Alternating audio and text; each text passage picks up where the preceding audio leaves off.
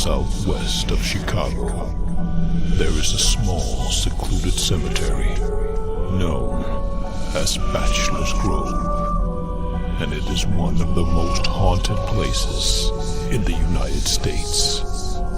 Author Brian K. Morris brings you a collection of writings that will help you navigate this ghostly graveyard, if you dare. The Haunting Scripts of Bachelors Grove is available now on Amazon.com. Get your copy today.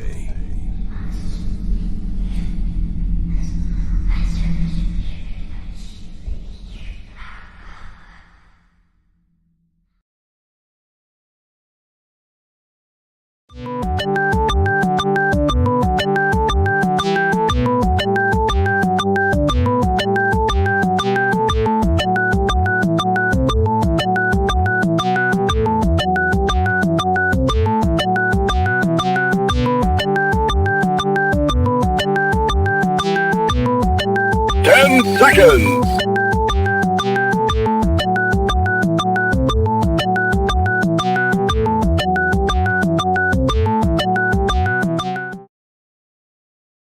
Now comes the part where we throw our heads back and laugh.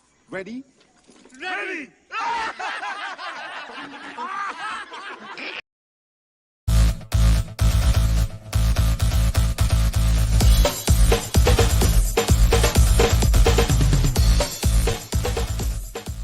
Welcome to Nevermind the Furthermore, your morning dose of creative conversation and coffee with your host, Brian K. Morris, independent publisher, freelance hybrid author, award-winning playwright, Facebook famous YouTuber, and former mortician's assistant. Get ready to start your day off right. Good morning, everyone. How the heck are you? Welcome to Nevermind the Furthermore for Friday. Yes, Friday, March 26, 2021, the last Friday we're going to have this month. Anyway, hope you're all having a great Friday so far. Looking forward to a great weekend. Thank you for being here, whether you're watching us live or on the repeat. Very, very much appreciated.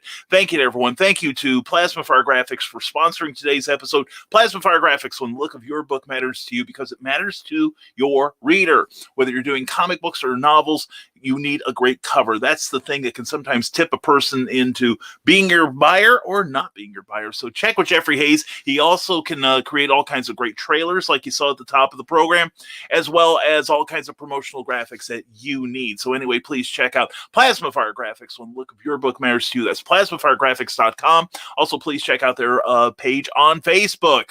And also check out things. Well, we've got your entertainment and information all lined up for you today. We've got the Rising Tide Network of Broadcasting. Please take a screenshot of this.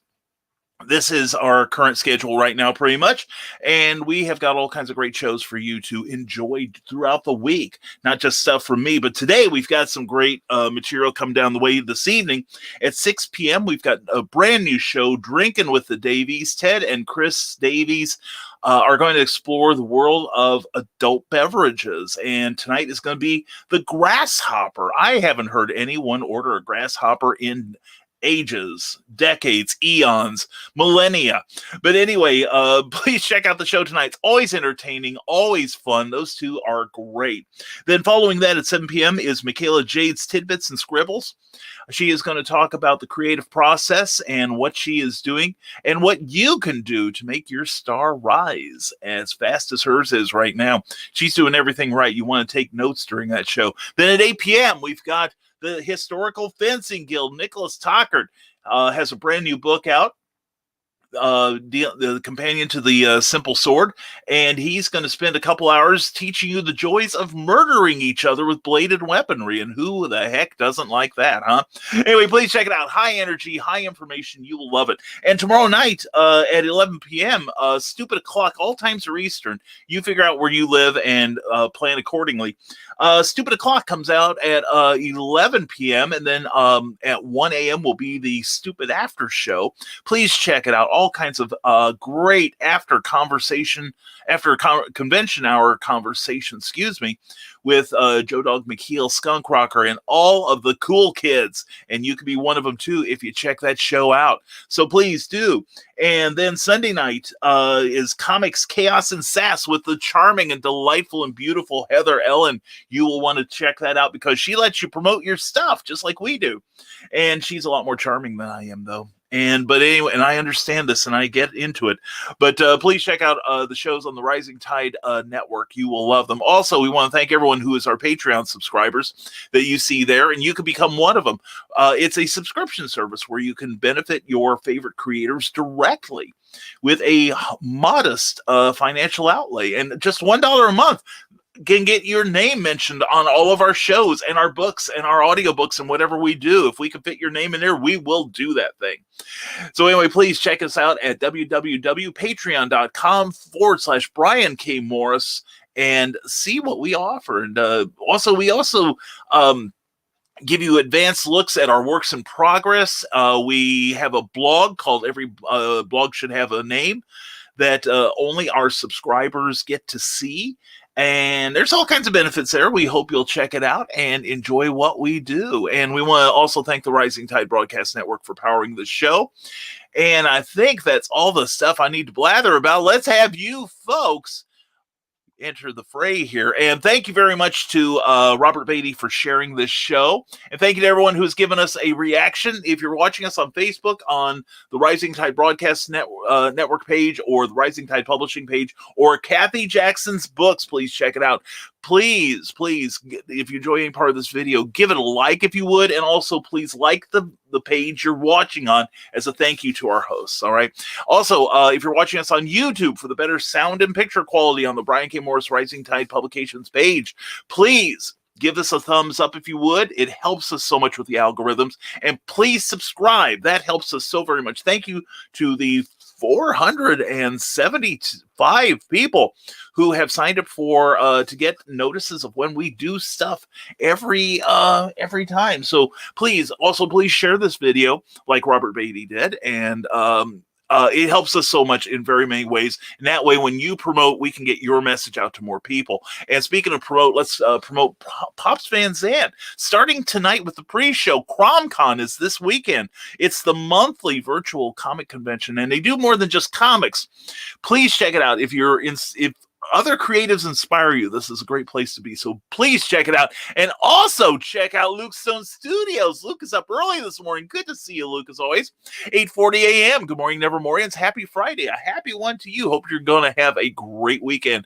And Teresa Dunn is next. Good morning, Luke. Good morning, Teresa. And Teresa, I'm proud of this girl. She has started a brand new broadcast show, a brand new interview show on Thursday nights at 6 p.m. Eastern, 5 p.m. Central. And she had Amy Hale. Congrats to Amy Hale and to Teresa for putting up with some outages of internet on Teresa's part. But they soldiered on, and it was a great interview. You guys were both terrific. And it's a testament to not giving up. So thank you, Teresa, for yesterday's show. And yay, it's Friday. And good morning, Brian, to a great weekend for all Nevermoians, and to you, too. And Joe D. McPhee from the desk of a small press publisher. Morning all. I watched too much Rising Tide program this week. There is no such thing as watching too much of our stuff, Joe. And please check out Joe on Saturday night from the desk of a small press publisher on YouTube. Please like and subscribe to his channel, if you would, please. He's got some great interviews on there. He's going to have another great one this Saturday. Tell everyone who you're going to have, please, Joe. And also, Joe is going to be on Clever Tile Pending this coming Tuesday at 8 p.m. on wherever you're seeing me right now. Also, Monday night, we have a special episode of Clever Title Pending with the great Don Bluth animator from Don Bluth Studios, John Celestri. He's currently got a fantastic educational YouTube channel that we're going to talk about, as well as a Kickstarter that's wrapping up for Michael, Mychal, the Bloodwing Angel. It looks really good, so please check that out too on Kickstarter. And Joe Dog McPhee, hashtag free Joe Dog for live streaming. Right arm. Joe is being, basically, he's being sodomized by Facebook for unknown reasons. Joe ran one of his armchair rocket science shows last week. He broadcast a NASA feed.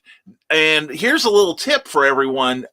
All government documents, all government content is automatically in the public domain. You can look it up at copyright.org. There is a section on government issued media. And since this was a NASA thing, and NASA is technically an arm of the government, okay, they get their funding from them. So everything NASA puts out is public domain. Well, somehow they got some sort of copyright strike against them, and Joe Dog is not allowed to live broadcast on Facebook for the time being. So if you want to watch Stupid O'Clock, go to YouTube. Go to Joe McKeel or Stupid O'Clock channels, and please subscribe to them. All right, that helps Joe in so many ways, and we just want to say to Facebook. In fact, last night I had trouble. I always keep stats on my views after I do a show, and then I track them out like about a week or a month or so after that. Well, I was trying to get my numbers last night on my profile page for Clever Tile Pending, which, by the way, you ought to check out. It was a really good show last night. We had a great time, the four of us. But anyway, I tried to get my numbers, and it wouldn't let me see the page. So that was pretty annoying. I finally got my numbers this morning, but it was just, it was just frustrating to try to get. I was trying to go to bed before I wanted my numbers before I got to bed, and I just couldn't get them last night. So anyway, Facebook is on my poop list right now, and anyway, it's on Joe Dog's too. So anyway, free Joe Dog for live streaming again, please. And shalom, blessed be, peace upon you, and howdy, Joe Dog. It is a pleasure as always, sir. And everyone's saying hi to each other and making small talk. And yep, you're live, Joe. It beats the alternative. Yes, you are. Notes Teresa Dunn and Keisha Acuff. Hello, wonderful people. Wow, my darling, how are you tonight? Good. Or today. Rather, it is good to see you. And there he is, Nicholas Tockert of the Historical Fencing Guild. Good morning, Nevermoians, as this weekend is my lovely wife's birthday. I'm going to open with a plug for her book, With Savage Professors and Civilized Shapeshifters. Yes, definitely go to www.amazon.com/author/Amanda Tockert and check out Coy Wolf and her other books. She is awesome. And happy birthday to you, Amanda Tockert. May the day treat you well. And if you can't laugh at yourself, don't worry. We got you covered. Thank you, Joe Dog McKeel and Rick Bradley and Keisha Acuff. Mwah! To all of you, to both of you, please, I'll give mwah to each of you. And Rick's going, get away from me. But Keisha can have it. Anyway, thank you for sharing this video. Thank you to everyone who is sharing our video right now. It is so greatly appreciated. And anyway, Joe Dog, I'm glad I don't have to mock myself. That's what I've got you for, my friend, and I appreciate that. It's a burden off my shoulders, let me tell you. Skunk Cracker says, good news, Brian. Well, Skunk, you deserve some good news to relate. I made the RCR for the first time last night during Stupid O'Clock, and I didn't die. I felt like somebody hit me in the head with a brick this morning, but I didn't die. Well, that's important. That's important, not dying. My plan is to live forever, like the comedian said, but so far so good. But no, it sounded good, and we just used up our we don't have a royal crown in the house, but we used up our crown royal, and we're going to try to get some this weekend so we can imbibe. But anyway, I'm glad you enjoyed it, Skunk. It sounded like you enjoyed it enough. And last night, check out last night's Stupid O'Clock. It was I got in at the tail end of it, but it was, as always, a really, really fantastic show. I was kind of amused, though, Skunk, when you mentioned your one acquaintance who just seems to randomly change subjects no matter what the conversation is around him, or maybe despite the conversation around him. He just changes it instantly to a random conversation that he wants to start that interests him. And I'm like, how long have you been doing stupid o'clock and this would irritate you? You should be used to it by now. And there he is. There is Russ Leach, the comic book black belt himself, afternoon all from the UK. Well, good morning to you from the colonies, Russ. And Only Death Will Save Us, that incredible book from Russ. Please, Russ, put in a link to where people can get. I think don't you still have an Indiegogo after sale shop there? Please put that in here because we want to reward you for your meritorious attendance, sir. And check out his work. He is an incredible talent. And also, he is doing.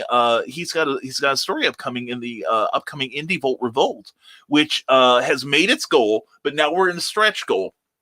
And when I checked this morning, Randy Zimmerman needed something like 11 more people to pledge to Indie Volt. Now, what this means, folks, is for $1, which is as good an attaboy. And thank you, Ted Davies, for sharing the show. Looking forward to tonight's Drinking with the Davies, my brother. But anyway, he needs about 11 more people to hit the 50-person mark as far as supporters. And all you have to do is just give him $1. $1.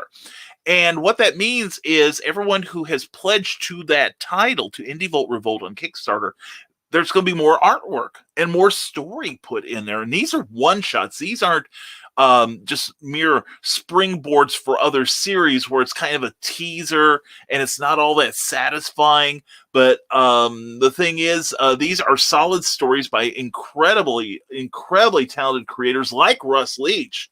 And I think it deserves some love. So please check it out if you would. And because the black belt, the comic book black belt's in there. Good to see you, Russ. And the Historical Fencing Guild ins as opposed to outs. And also, morning, Evermoreans. Thank you, Skunk. Sorry, that typo is brought to you by Carl Kolchak and my current lack of coffee. Well, brother, come on over. It's only an hour away, man. We'll make extra. And it's Tim Horton this morning, so. Yeah, Cookie had to get called into work early today, so she's out of the house, and so we don't have to worry about feeding her at noon. We don't have to feed me, but I've almost got that down. And the Historical Fencing Guild greets Skunk and Lurker Mode engaged from the one, the only Cindy Kep. Cindy, I've started reading Animal Eye, folks. Unbiased endorsement of Cindy Kep's very first comic book story. Cindy is working on the adaptation of her fantastic novel Animal Eye. She is working on a comic book adaptation that will be that will take the floppies, as we call them. I do have one in hand. Like the regular comic books like this. That's why they're called floppies. It has nothing to do with the creators in a week after the weekend, but anyway, she has written her very first comic script, and it is beautiful. I am loving it. Seriously, Cindy, and I'm not just saying it because I'm your friend. And I do have a couple of tweaks I think you should make, but as it is right now, this is a superlative story, all ages story. And I think it's going to be it's a charming story. And if you like video games, if you like high fantasy adventure, this may be the comic book for you. So please check it out. We will keep you posted on it. And CromCon, you damn betcha, Comics Talk with Pops Van Zandt on YouTube and on Facebook. We're going to be there. Pops, I think you ought to show up too. You might learn some stuff. Seriously. Check out Pops Van Zandt this weekend. He'll have a pre-show tonight. And then he's going to have the whole weekend virtually. It's going to be Pops and his great crew hosting CromCon. And there's some of our friends are going to be there too. So please check it out. And Comic Book Black Belt, smash share the video. Thank you. Smash the like, share the vid. Thank you so much, Russ Leach. And please check out this man's work. He is amazing. And no, Pops, thank you, brother. Hope you have a better day today. And yo, Pops is Comic Book Black Belt. And Angie Dudas from YouTube saying, good morning, Brian and everyone. Please remember to drink your water today and be the person Mr. Rogers would want you to be. I'm thinking I'm more the person John Lydon would like me to be. So anyway, and he wouldn't care. So, which is glorious. But I've got my water. It's wrapped around all this coffee deliciousness. So Thank you for looking out for us, Angie. I appreciate you. And yo, that is. And you know that, you pops. Russ, I think it's time for some more of this. If you know what I mean. It sounds like you've had a full day already. Pops Van Zandt says, "Good morning, everyone. What a great time to pop in right when Brian plugged the con. Love this guy. Love this guy too. That's why I'm plugging you like you're a power strip." And that sounded better in my head than when I said that. Oh my God. Oh, where's Christian? And shut up, Christian. It's going to turn into shut up, Brian, any minute now. And Willow Skyler, good morning, everyone. Mwah, the information mistress of the Hanging with Web Show Network, who we adore. And we adore Willow so much. Willow, I cannot thank you enough. And I hope my thanks are not becoming boring to you. I am sincerely grateful for the support you, and please pass this on to Garrett and everyone. We appreciate the support you guys give us. We really do. We will find a way somehow to make it up to you one day. And John Celestri is a legend, as are you, Brian. You must be talking about Brian Rodman, who's got about 10 more hours in his Memoirs of an Angel Kickstarter campaign, and let's get him to 3,500 so he has to come up with another stretch goal. Anyway, thank you so much, Russ. I do appreciate it, man. You are a legend, too. Anyone who draws Doctor Who for a living is my kind of person. It's like I met Russ through the Sunday Funny show on Indie Volt Network, which y'all should check out too. Every Sunday show is a great show. I love that show, and it's kind of the inspiration for our Thursday night show, Comic Book Spectrum. We wanted to have some shows, at least 2 shows out there that actually seem to like comics and like most of the people in the field. Wow, what a concept. Positivity. Oh my God, cut it out, Morris. Anyway, John Celestri is a legend. And we had a conversation. He's given me so much information on, what he does. And I'm like, wow, I knew what you did, but I didn't know you did all that. And you'll find out Monday at 8 p.m. on Clever Tile Pending on this channel. Please join us and bring your questions with you. But and he's so nice. He is such a nice guy. And it turns out we have a friend in common that he used to work with. But it was funny because he wrote me one day. He goes, "Now wait a second. You keep saying I'm on this date, but that's a Monday. Your show's on Tuesday." I said, "Yeah, but Tuesday's already booked. I'm having you in on a special night." And he's like, "You are?" I'm like, "Yeah, I'm not going to pass up an opportunity to have you on the show and maybe get a couple dollars for your Kickstarter while we're at it." And he's like, "Oh, okay. Wow." So I will do that for people. Anyway, thank you, Comic Book Black Belt. And check out comicbookblackbelt.com on the interwebs. Your eyes will thank you. And Comic Talk with Pops Van Zandt, 1 p.m. today. We will be doing a countdown party for Matt Campbell's Mythica number 7 in the Madness. That sounds exciting. Most excellent, Pops. How very cool. And Bill Sargent says, "TGIF to the fantastic Fezmeister and the Friday Morians. Count your blessings. You'll be amazed how they add up." Well, you're one of mine, Bill, and I hope you're having a good day, my friend. I think we're going to have not a black room, but a green room. It's better than a red room on the dark web. Uncle Carl's Secret Humor page might be having a green room. I haven't heard anything about it. But I haven't finished my coffee yet, so I don't know what's going on in the world quite yet. So please check it out. Bill Sarn will be there. I'll be there probably. And Comics Talk with Bob Van Zandt. This is the other hashtag we should memorize is Only Russ Can Save Us. And be sure to pick up Only Death Can Save Us, a highly acclaimed new comic book from Russ Leach.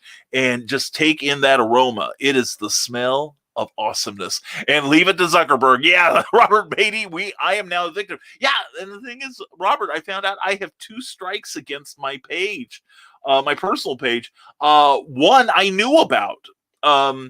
They had taken something I had typed to a friend, and they had said, "Well, this is inciting sexual desire or something like that." I'm like, no, it's not happening. And then they gave me a strike for spamming. Now that one I'll own up to probably, but I got a strike for spamming. But they said, "We have taken down your post. You're welcome." And I'm like, but how can I tell what I did wrong? And this was like, I found out, I never got a notice about it. I found out like 3 days ago. by going into my settings because I was looking up something for someone else, and I'm like, I never got any notice of this. And so I went back to the date and I can't find the post. So now I have no way of knowing what I did wrong and no way to prevent myself from doing it should I try that again. So who knows? Anyway, I'm with you, Robert. At least I'm not in jail yet. And Rick Bradley, good morning, Nevermoians. Good morning to you, my brother. I hope you're doing well. And good morning to you, Ted Davies. Ted brought the coffee. Wow, brother. And he's going to bring the grasshoppers tonight.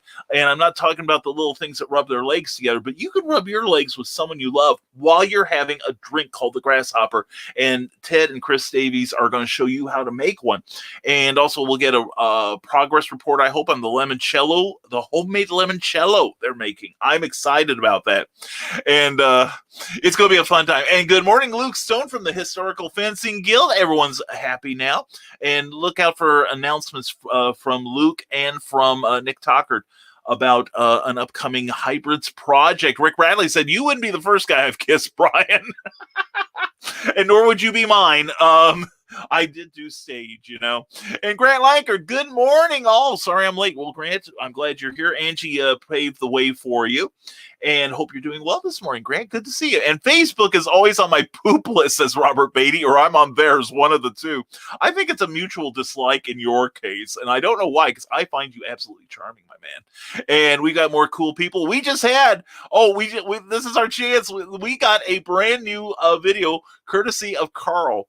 And I hope you're here, Christian Basil. Please look at your monitor if you are. As you know, we had a video that to celebrate the comment dump. The comment dump is something that it's a term I've coined when you're behind in your comments, but the comments keep coming, and then all of a sudden they kind of store up, and suddenly, and bam, in your view, and suddenly you lose your place and everything. And so we've been celebrating with this video.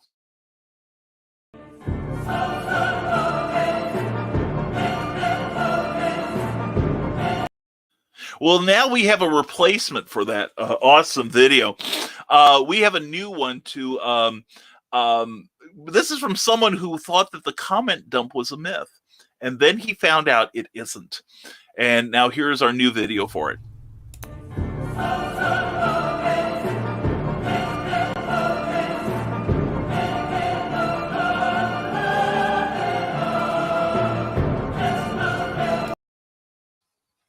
Nothing but love, Christian. Nothing but love. Anyway, please check it out. But anyway, Joe Dog knows it's true. Joe Dog knows it's true. Anyone who has a show where there's a lot of interaction like we've got, thank you guys and gals, we're going to get comment dumps. It happens. But anyway, it's not a myth. Joe Dog McKeel says, sorry guys, still fighting my back. The pain is getting me. Tapping out. May pull the show up on TV, but comments suspend until Monday. Love y'all. Joe Dog, hey brother, take care of yourself.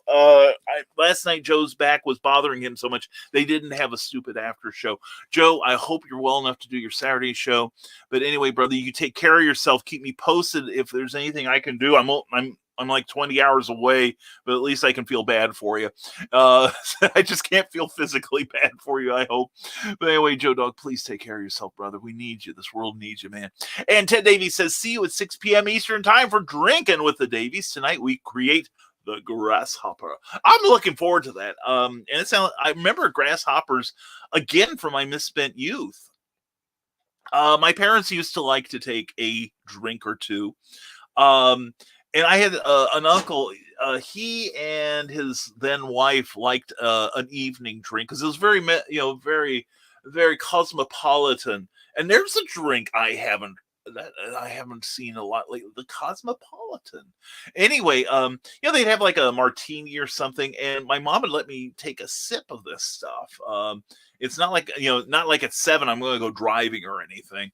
But I remember, like some of the drinks we had back then were all like powdered mixes, like Kool-Aid, and you poured it into a pitcher. You added water, alcohol, and ice, and suddenly you're off to the races. But yeah, Ted and Chrissy Davies are showing how to make these amazing drinks from times past, and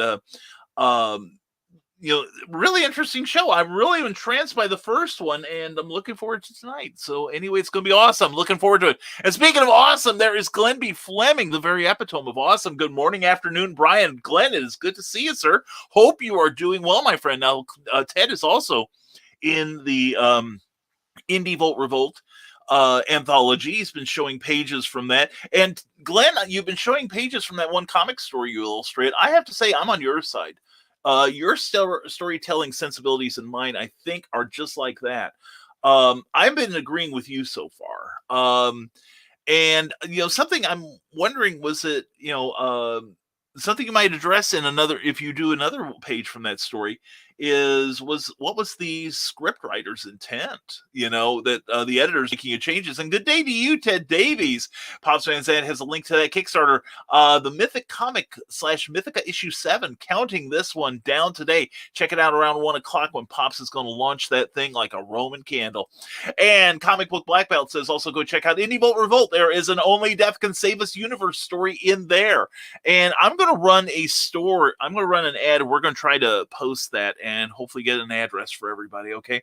And Steve Peaceman. Steve, oh my God, Steve, I hope you're doing well, brother. Steve is an old high school friend of mine from Georgetown High, Georgetown, Illinois. And Steve has had some very serious surgery. Please send Steve, your positive vibes, your prayers and everything for a speedy recovery. Steve, I'm glad you're with us, brother. Don't give up. This world needs you, brother. I'm serious. And also check out the Facebook events. Tonight is the pre-show for the CromCon happening all this weekend with many of your favorite Nevermoians appearing on there. And I saw Pops is also on Monday night is doing an open mic night. I'm intrigued by that. If I weren't doing my show, I would be there. I may show up if it goes long on your end. But anyway, and Skunk Rocker says, well, it's not the same as Stupid O'Clock. Brian, I mean, you'd be mid-sentence and Wade would, this is the acquaintance, would just suddenly be like, oh, Skunk, did you watch AEW last night? And it's like, wait, I'm telling you the house is on fire. Yeah, there's always somebody that wants to hijack the conversation instead of going with the flow, instead of kind of pushing the conversation in the direction they want to go.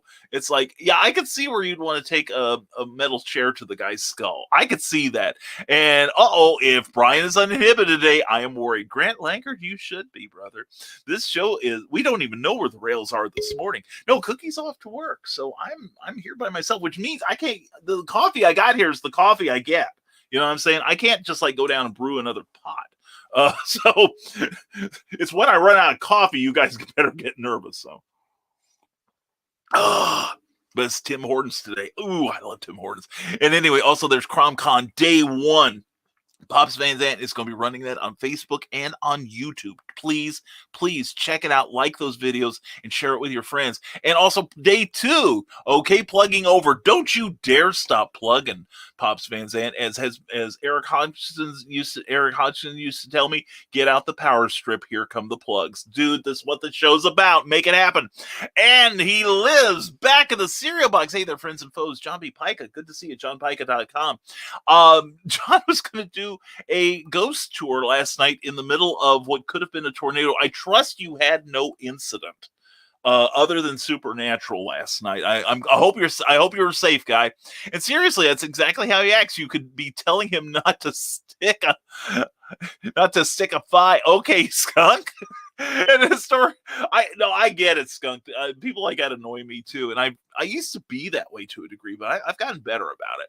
But anyway, the Historical Fencing Guild, Nick Tucker says one of these days we're going to have to do a live co-host of Nevermind the Furthermore, maybe a live panel online while at a con. Dude, I'm thinking so.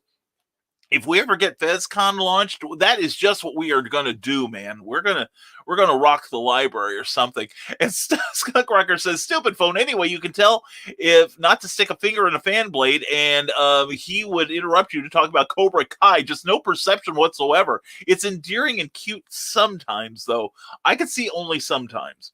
The rest of the time, I'd be like, you think a finger is bad, let's stick your face in a rotary fan, see what happens. And Jeffrey Hayes, good to see you. PlasmaFireGraphics.com. Just checking. I've been running your spots, Jeff. I'm trying to be good.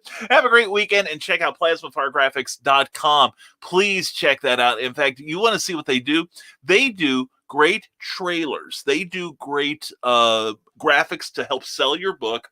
And they're going to be working with me this year. And I know they're doing some work with Charles F. Millhouse and Tommy Hancock at Prose Press. And just everybody loves this guy. You want to know why? This is it.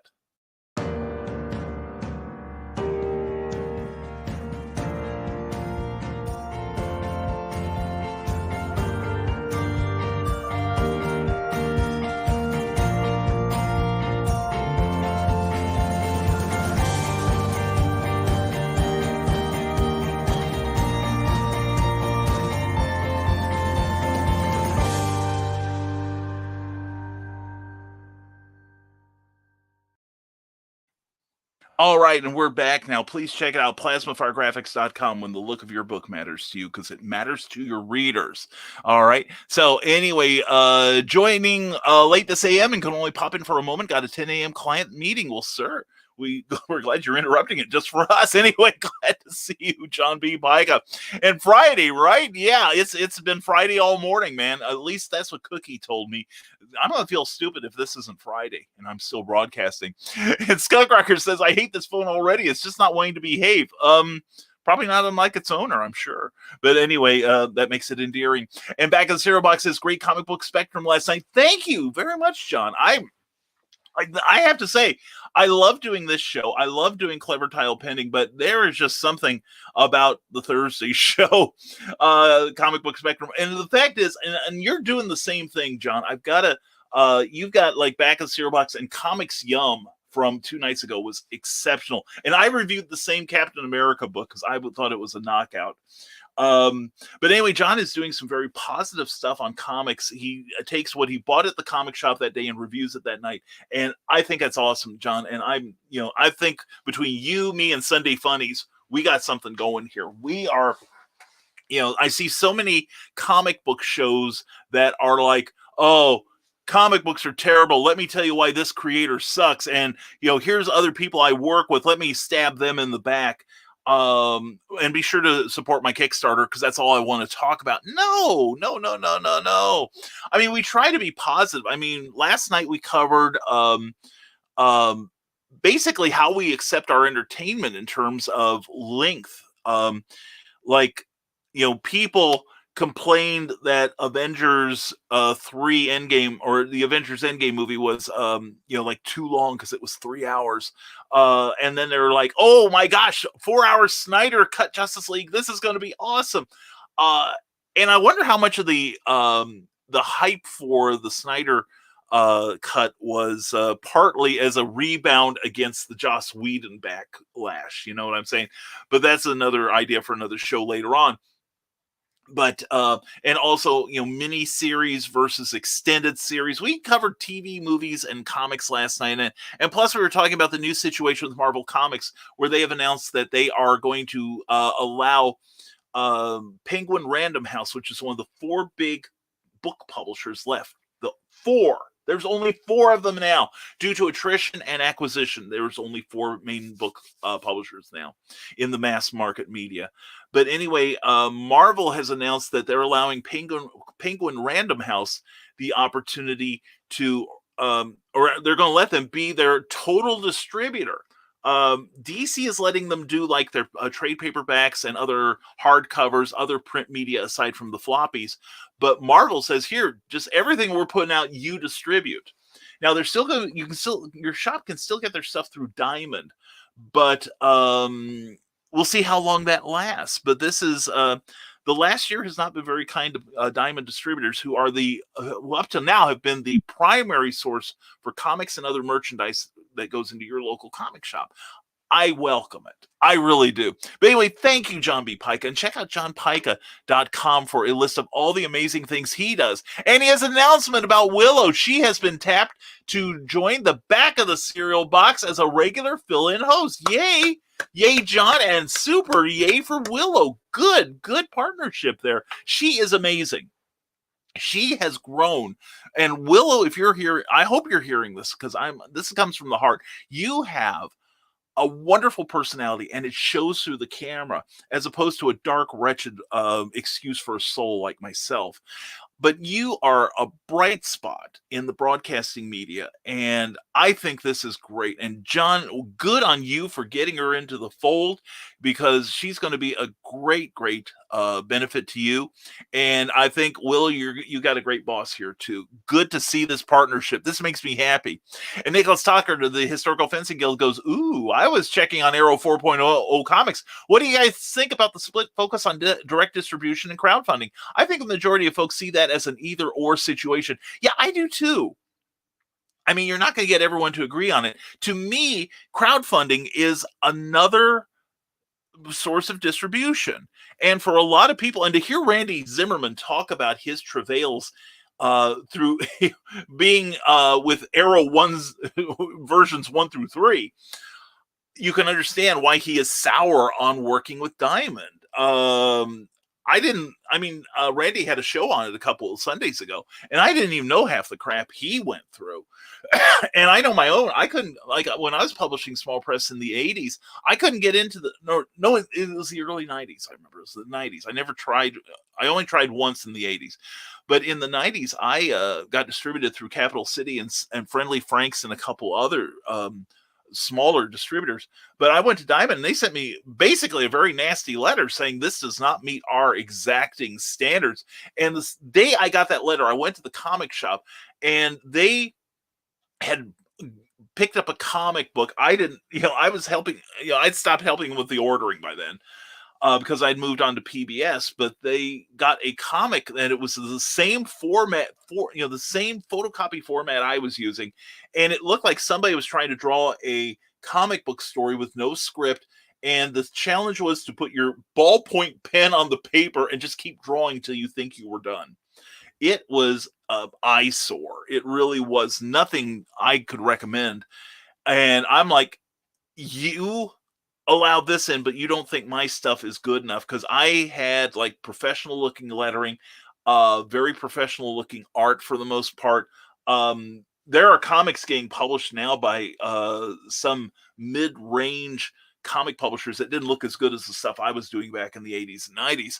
But anyway, yeah, I'm definitely a big fan of the Indie Volt Revolt. In fact, Indie Volt Revolt, help it at. I was a little busy during the last spot there. So check it out. It's going to come on your screen in just a moment here. We have a address there. Please check out that book. And right now, I say we like I'm involved. I am not involved in this project, aside from the fact I have promoted it, and I'm a friend of half the people on there, I'm glad to say. And I am also a backer. Okay, I put my own money into this thing. And it's a great project. You will see on your screen the address to go to Indiegogo. I've been saying Kickstarter. It's kind of become a generic term now. But anyway, go to Indiegogo and check out this book. They've got all kinds of great talent, and you're going to recognize a lot of the names there. Now, the thing is, they're looking for backers, but you don't necessarily have to be like a $100 backer or a $5 backer. $1. Just $1 will help them get towards their goals of more stories in that book. And you never know if they, get enough people just, to give a little bit of money. You never know. I may get a chance to be in there. So if you want to see one of my stories, and it's not that I'm expecting to get the nod, but it would not break me up if they did. And anyway, here is that address, Indie Volt Revolt. Help it at indiegogo.com/projects/indie-volt-revolt-sequential-art-collection number / Anyway, please check out. I hope that link works. But anyway, that should get you close to where you need to be. But anyway, yeah, I'm thinking that things like Indiegogo and Kickstarter are just another way to get the comic into the hands of the consumer, and that's what it's about. Whether Diamond directs your book to a comic shop or Liberty Entertainment or Kickstarter, you mail it to the customer directly. The idea is get that comic in the consumer's hands. Get that reader hooked. Okay? And anyway, let's see here. Yeah, and the thing is, a lot of going back to this, and this might be a good topic for our for Comic Book Spectrum. But yeah, some shop owners resent Kickstarters highly, even though a lot of things like the Indie Volt Revolt have a level where shop owners can order the comics at a substantial discount, and they don't want to spend the extra money on postage, which I get, but they don't want to take the extra effort, which I don't get. They want all this stuff, but they want Diamond to distribute it, and they get mad. Well, they did it through Kickstarter. I'm not going to carry any of their comics because they're ignoring me. Well, no, you can get on board too, Mr. Lazy Comic Shop owner. So anyway, let's go to somebody far more pleasant than me this morning. Let's go to Willow Schuyler, as always. And tune into Willow's Pillow Talk on Sunday for your mental health checkup from a couple of doctors. Boy, did you find the right crowd for this message.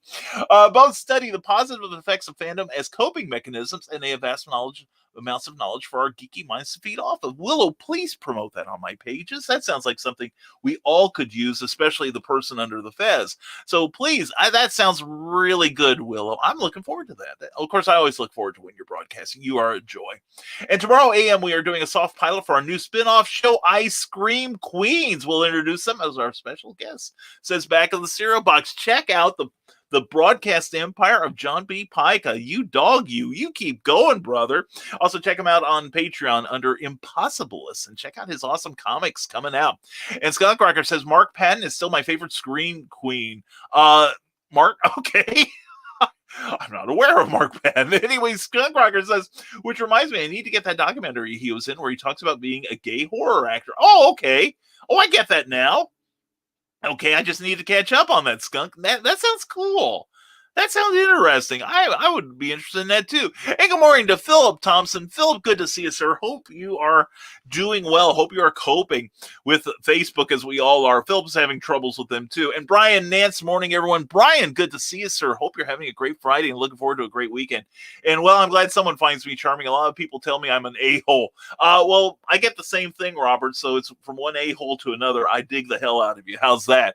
And Scott Rocker says, oh my God, what?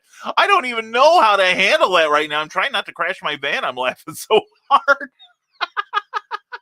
Oh my God, don't tell the cops I made you crash, man. And Comics Talk with Pops Van Zandt says, I'm watching the numbers for Mythica 7 go up as I watch you guys. Thank you, whoever just backed it. Yeah, thank you, definitely. Please check out the links of anything you see on this show, folks, because, like with the crowdfunding campaign, you got a lot of people like Pops vetting it for you, and I'm vetting Indie Volt Revolt for you. And like I said, I'm backing that, and I'm going to check out what Pops has got there, too. And get better, Joe. Seriously, from Pops Van Zandt, we all agree. And Robert Beatty is a Facebook prison veteran. Yeah, you're a recidivist is what you are. Let's see, do I have that graphic? I had a graphic that I picked up this week. I got to find it for you sometime. But it's all about Facebook jail. So, and Indie Revolt needs 200 backers. Yes, that's true. If it gets 200 backers, which we're well on our way, man. How many are we at right now? We're at 50 backers or 39 backers. If we get 11 more backers, and I'd like to see it happen this morning. Let me scroll down to where it's going to be. And it's got some great choice of covers too. You will love it.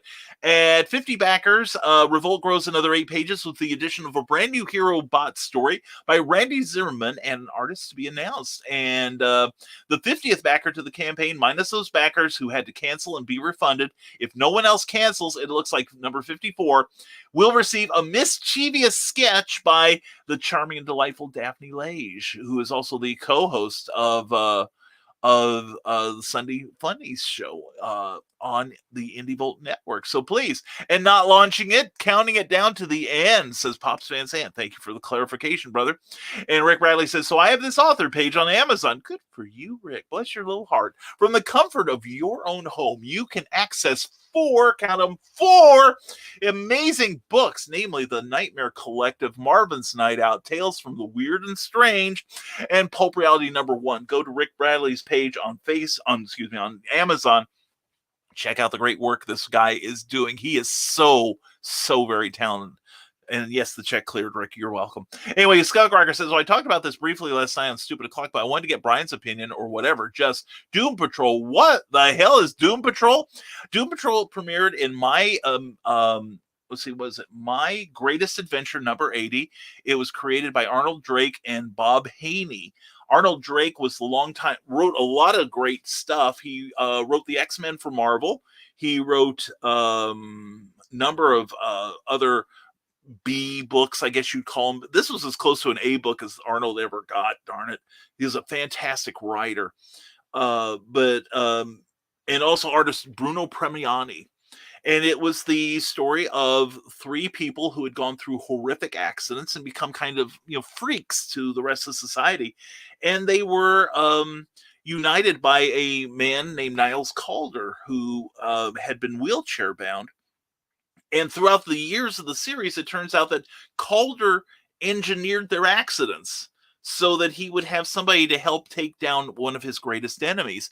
But it was written with a great deal of humor. That's where Beast Boy came from the Teen Titans. That was his original. He and Mento came from there, from the original Doom Patrol book. And something else that's kind of cool is it came out the exact same month as X-Men number 1, the Amazing X-Men number 1, which was a similar format. And for years, people thought that Arnold Drake and Stan Lee had one ripped the other off. But due to different production schedules, that could not have happened. But anyway, Doom Patrol, and it's now it started out as being on the DC streaming channel, and now I think it's on like HBO Max or one of those. I've got the first one. I haven't watched the first season yet. Brendan Fraser plays the voice of Robot Man, who is a former race driver whose brain was put into a robot body. Matt Bomer plays Negative Man, and it's a fantastic series, I'm told. I'm really looking forward to watching it. But it was written for a few years by Grant Morrison. Also, check out Doom Patrol number 1 by Paul Kupperberg. That is a beautifully drawn and written comic book. It's gone through several iterations throughout the years, but it's always been a little bit weird, always a little bit on the edge. I recommend it. Skunk, I think you would dig most of those. Anyway, my roommate showed me that show last night, and I've got nothing but what the hell did I watch? This is the weirdest thing I've ever seen, and I watched John Waters movies. I paid money to see John Waters movies, I myself. But yeah, it is that reflects the comic. That reflects the comic. Especially under Grant Morrison, who has this imagination, wild imagination. But by the same token, he knows what makes characters tick. He is currently doing a series, and you can access it through hoopla.com, which ties into your library card. And I think everybody ought to have a voter's registration, a library card, and a driver's license. Equal importance on all. And it's a modern take on the origin of Wonder Woman. And it's very woke, but a lot of fun, and it's funny. He also is Grant Morrison is just leaving a 2-year run on Green Lantern. And he has written one of my favorite sequences of Batman. He understood the character so much. And it's like at one point, Batman is captured by people that work with Darkseid. I know you know who Darkseid is. And this creature, this android, is feeding off of Batman's memories and using it to basically become the new Batman, the great detective, the great tactician, and the great escape artist. And at one point, Batman is in the middle of this fantasy that this creature is feeding him. And he's like, wait a minute, I've got this metallic taste in my mouth. That can only come from this certain kind of chemical, which is an anesthetic. And I know I'm moving, but I feel like I'm tied down.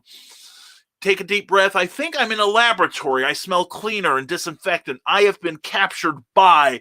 And then he turns to the creature who's saying, it doesn't matter, Batman. I'm on the verge of stealing your very identity. And Batman's going, no, you're just getting the surface memories. Let me show you the stuff I keep hidden. And he starts feeding him all the really, really dark stuff he doesn't share with anyone. And suddenly there's like flames bursting in the laboratory in real life. This creature is melting down. And the DNA aliens who are, guiding this they're like, oh my God, what is he doing? What is he doing? And one of them looks at the readout and sees what Batman is doing by feeding these dark memories to the creature, and he just yells out, "What kind of man can weaponize his own life?" You know, and it's like, oh my God, his very memories, he's weaponized them. And it's like, it was so cool. And at one point, Damian Wayne is talking to Alfred and goes, "Well, where's my father? Where is he right now?" And Alfred goes, "I expect we haven't heard from him. I expect he's in some sort of danger, possibly even been captured. But I'm not worried because I know that his enemies will pause and turn their attention away from him for just a fraction of a second. And in that fraction of a second, he will escape and he will come home to us." And it was just like, oh my God, he gets Batman so much. Anyway, not launching. I say launch it anyway, damn it, Pops. Anyway, launching Mythica number 7, ending it at 2 p.m. Eastern, looking for the last minute backers. Okay, we're launching the end of the backing. How's that? I was confoozled. Anyway, Skunkrocker says, like the guy who eats beards and the Brendan Fraser robot race car driver, and there's a character I would just describe as himbo to the extreme, and every other word was 4-letter Anglo-Saxon. That sounds like Doom Patrol, yes. Anyway, where else could we have gotten a character like Danny the Street, a gay teleporting city street? And he's kind of like a TARDIS. He can change his appearance depending on where he's at. I think that alone is a great concept, or Flex Mentalo. Anyway, Comics Talk with Pops and Zan. The Monday Madness show this week is guests from Inked Marketing, 8 p.m. Monday. This is my busiest week of the month. Yeah, I hear you. I'm going into mine too. This last week, I just did my basic shows, and I was like, it's almost like a vacation. I'm having fun, though. And Scott Carter says, I mean, that was something else. I didn't find out it was DC until later, and that blew my mind, too. Like, this is DC Comics. This felt like not what they normally do. Well, you see, Doom Patrol has always been weird. It's always been peculiar and offbeat. And that's when it's good. That's when it's really fun. But then it got into the hands of Grant Morrison and then later Rachel Pollack, who, to my knowledge, may have been the first transsexual comic writer ever. And her stuff was fantastic, too. But it's just like they amped up the weird. And it broke away for a while, Skunk, into a sub heading of DC called Vertigo Comics, where we got the Neil Gaiman Sandman, the Alan Moore Saga of the Swamp Thing.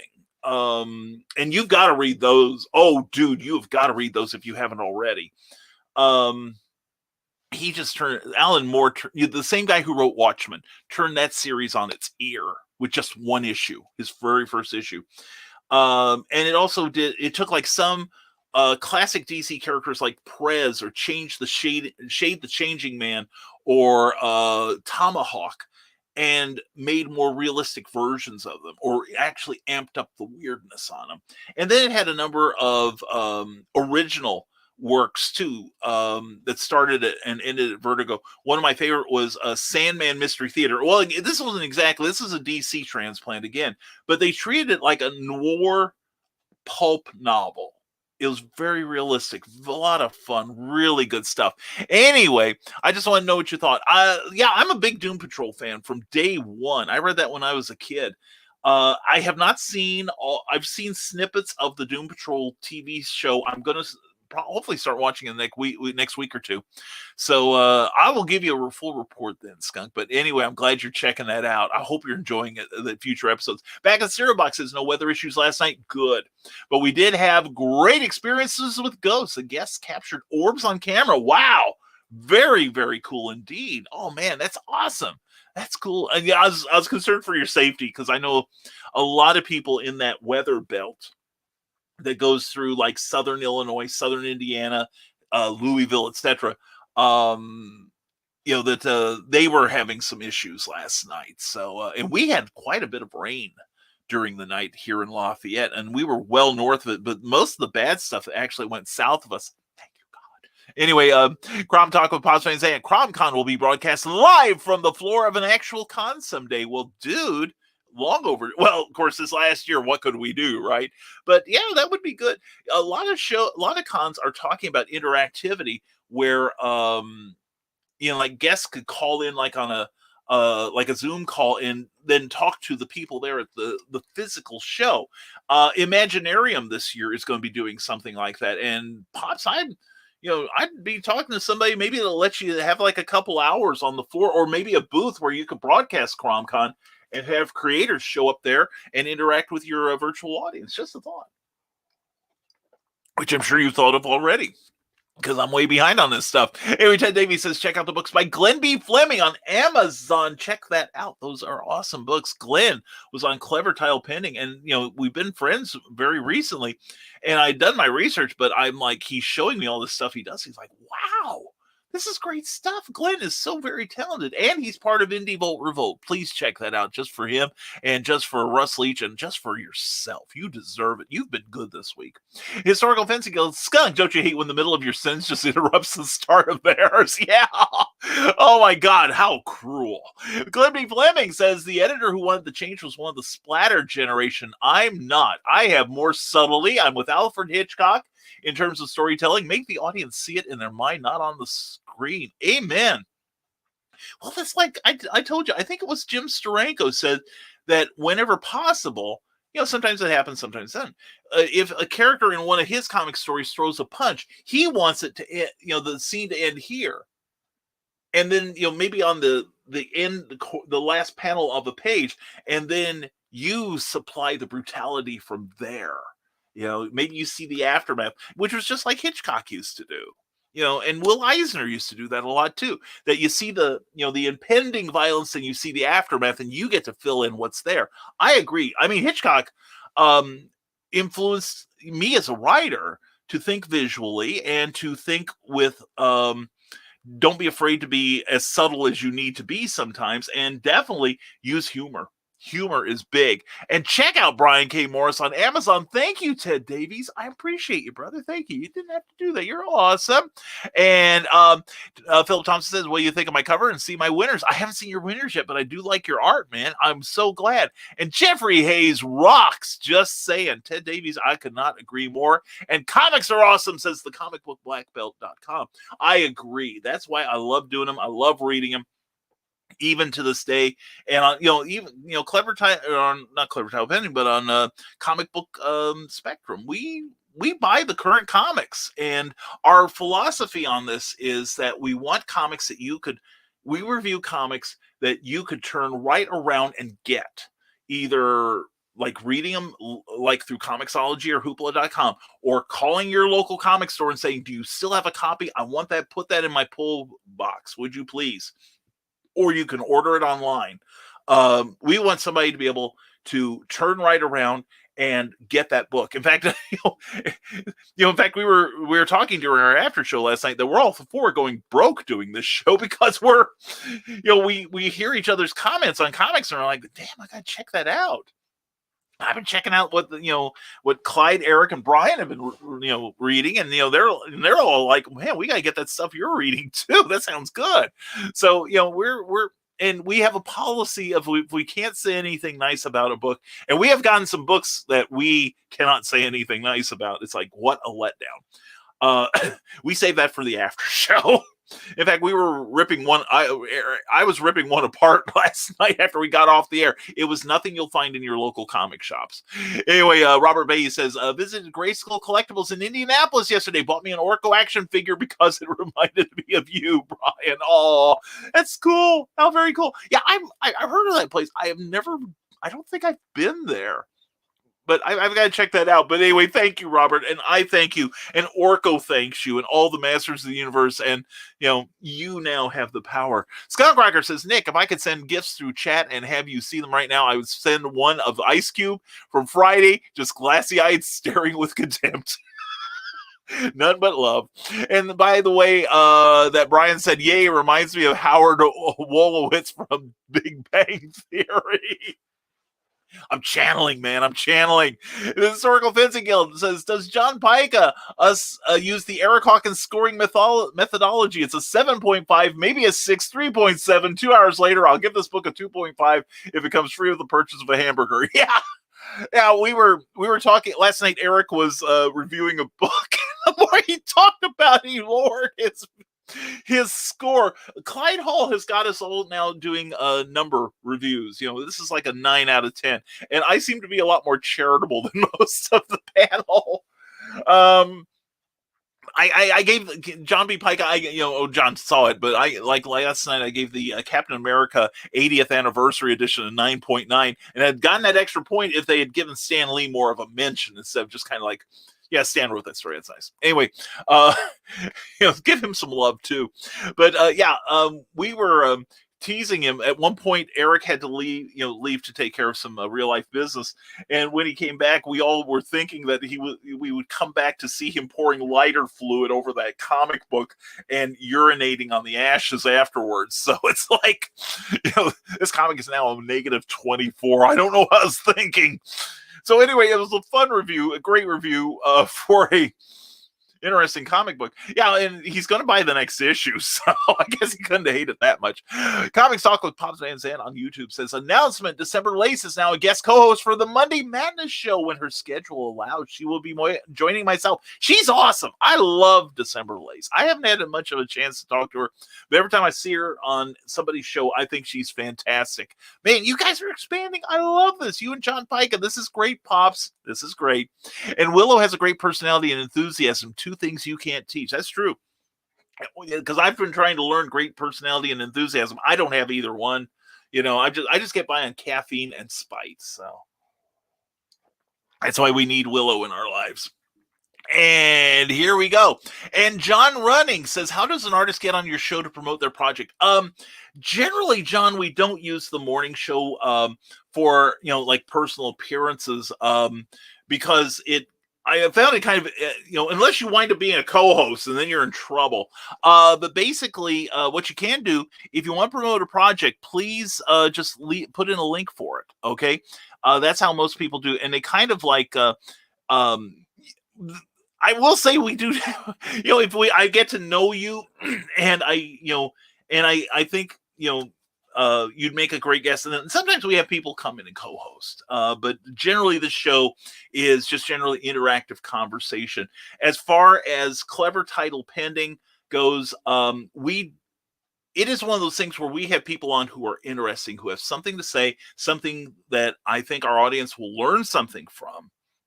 But as far as it being a promotion show, it's like I keep telling people, I don't care what anyone has to sell as much as what they have to say. Now, if you got like a unique backstory, or you're working on a project that is so out of the norm and amazing, or you have a background that I think like Joe D. McPhee he's working on like the 7th or 8th issue of his Amazonia self-published series. Plus he's an interviewer. How's he balancing the two? And then Monday we've got John Celestri, who has got a legendary career as an animator and now a comic book artist. So he's got a great story too. So do you have a story to tell? That's what I'm interested in. And if you just happen to have a Kickstarter or something, we could talk, but as it is, the morning show is occasionally we have somebody come and co-host, but it's not to promote their work. It's just to come on and have fun. And as far as the Thursday night show, again, it is about general comics. It is not about promotion, really. But there are plenty of people here like Pops Van Zandt, John Pica, Indie Volt. Check with them. Don't limit it just to me. I just happen to be the most fun. Anyway, John, we could talk about it, though, later. Comics Talk with Pops Van Zandt, Arrow 4.0. Trying to cover all the bases. Can't beat that. Yeah, seriously. It sounds like, reminds me of those old Golden Age, especially early Golden Age books where, like, Action Comics #1 or Detective. Detective had more of a theme, but Action Comics #1, it's not hard to find a reprint of that book. But in that book, you have Superman. You have the very first superhero story in America. Then you have like a Western in there. You have a strip about a magician. You have humor stuff. It was such a mixed bag. I love that stuff. That's why I'm supporting the project. Seriously. Plus my friends are in it. And crowdfunding for me is the premier products as Comic Book Black Belt. Great print, extras, and additional content first. It's the movie premiere, then reprinting and floppies for a wider audience is the network release. I love that. Dude, I am so... when I publish again, I am so copying that. Seriously, that's great, Russ. That is a seriously good thing. And I do hear a lot of people now, well, why am I paying $20 for a comic book when I can buy a Superman for $5? Well, one, in a month or two, you're not going to be paying $5 for that book. You're going to be paying about $6 or so. Comic prices are going up at DC. They've already announced it. And a lot of time, also those guys print tens of thousands of copies. And they're more about the deadline than the quality of the book in a lot of cases, because they get dinged if they miss that printing appointment. They have to pay anyway, so they're going to make that if at all possible. But yeah, and plus you get all kinds of goodies with it. Take the Indie Bolt Revolt. They're not looking for, at this point, they're looking for more backers, not necessarily, everyone contributing like $200 per book. They're looking at people just to give maybe even $1 and, increase the number of people reading that book. And for that, they'll give you more book. I think that's a great incentive. Plus, you get things like stickers, special publications. I got one the other day.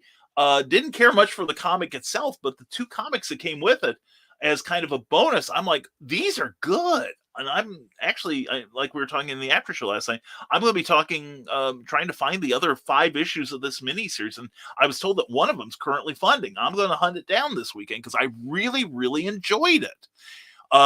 So yeah, that's great thinking, Russ. I really like that.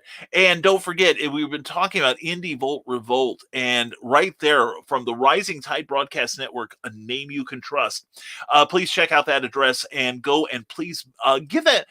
All you have to do is give that $1. Their goal now is not so much the money, but the number of backers. And if we get 11 more backers, there's 50 days left.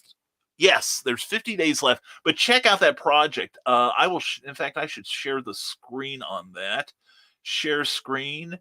Yes. And let's go to the Chrome tab, Indie Bolt Revolt, share, and coming back to here. And here it is. Let's bring that up. And there it is, Indie Bolt Revolt. Let me bring this down. And that is the current Indiegogo campaign. And we are going to scroll down. Mr. Randy Zimmerman's in charge of that. Look at that lovely, lovely thing there. There is from Dreaded Dinosaur Man, Eric Hodgkins. I keep mispronouncing that. And that's pretty nice. That's really nice. And Hatch by Glenn B. Fleming. He's bringing a brand new episode of that great character. And John Celestri's got the secret origin of Mega Moose. He's the man behind Dragon Slayer, Space Ace, and Boba Fett from the Star Wars Holiday Special. And also Ralph Griffin, Stuart Kerr, Mark Bloodworth, and Jake Twister. Whoosh! All you Whoosh fans, this is the book for you. And look at that. Isn't that lovely? That is very, very nice stuff. And you get different covers to choose from, such as this one here on the left by our own Russ Leach, the comic book black belt himself, and Daphne Lage on the right there. Or you can get these, one by Chris Scalf with Jetpack Girl from Godzilla and Dark Horse's Star Wars. And on the right is Kirk Jarvinen, who's done some work for Marvel and previous incarnations of Arrow. So please check those out, if you would, please. We'll be glad you did. And so let's go back to me, because my ego demands it. And comic book black belt. We had a comment dump. Joe Dog McKeel, I'm back with breaking news from Boca Chica. Texas residents requested to evacuate area for a SN11. SN11 flight later today. Stay tuned to Armchair Rocket Science for links to watch on YouTube. On the way in, Joe Dog, I saw a channel that was covering that, and I saw that we were on hold. That is awesome news. And yes, folks, we just had it. It happened again. We got to say, we just had a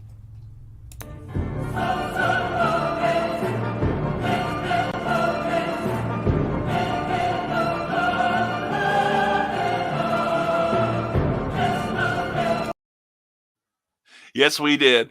And we are so far behind in your comments. Thank you so much for your indulgence. And here we go. We are caught up. We are caught up. Yes, this is what I meant to read. Thank you, Russ Leach. Broaden the audience whenever possible. Exactly. And we covered that a couple weeks ago on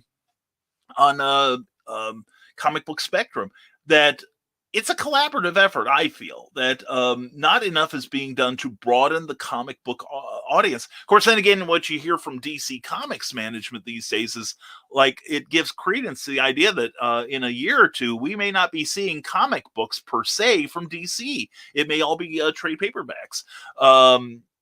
So yeah, we've got to broaden the audience. And John B. Pica has a great idea. He went through a quarter bin, bought $20 worth, and he's handing out these books and letting people know where to get more.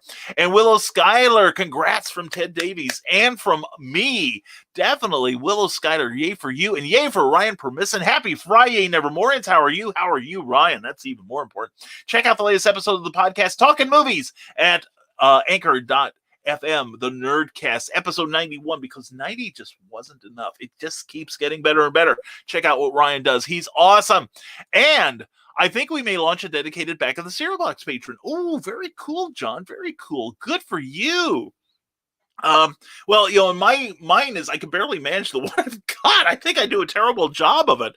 But anyway, or at least it's not where I want it to be. I'm working on it. Anyway, we use ours for all of the broadcasting and for our publications. And thank you again to everyone who is subscribing to our Patreon account. So I'm going to be, it's my show. I will plug my stuff. We are on patreon.com/Brian K. Morris, where you can see all kinds of wonderful works in progress and all kinds of really, really neat stuff.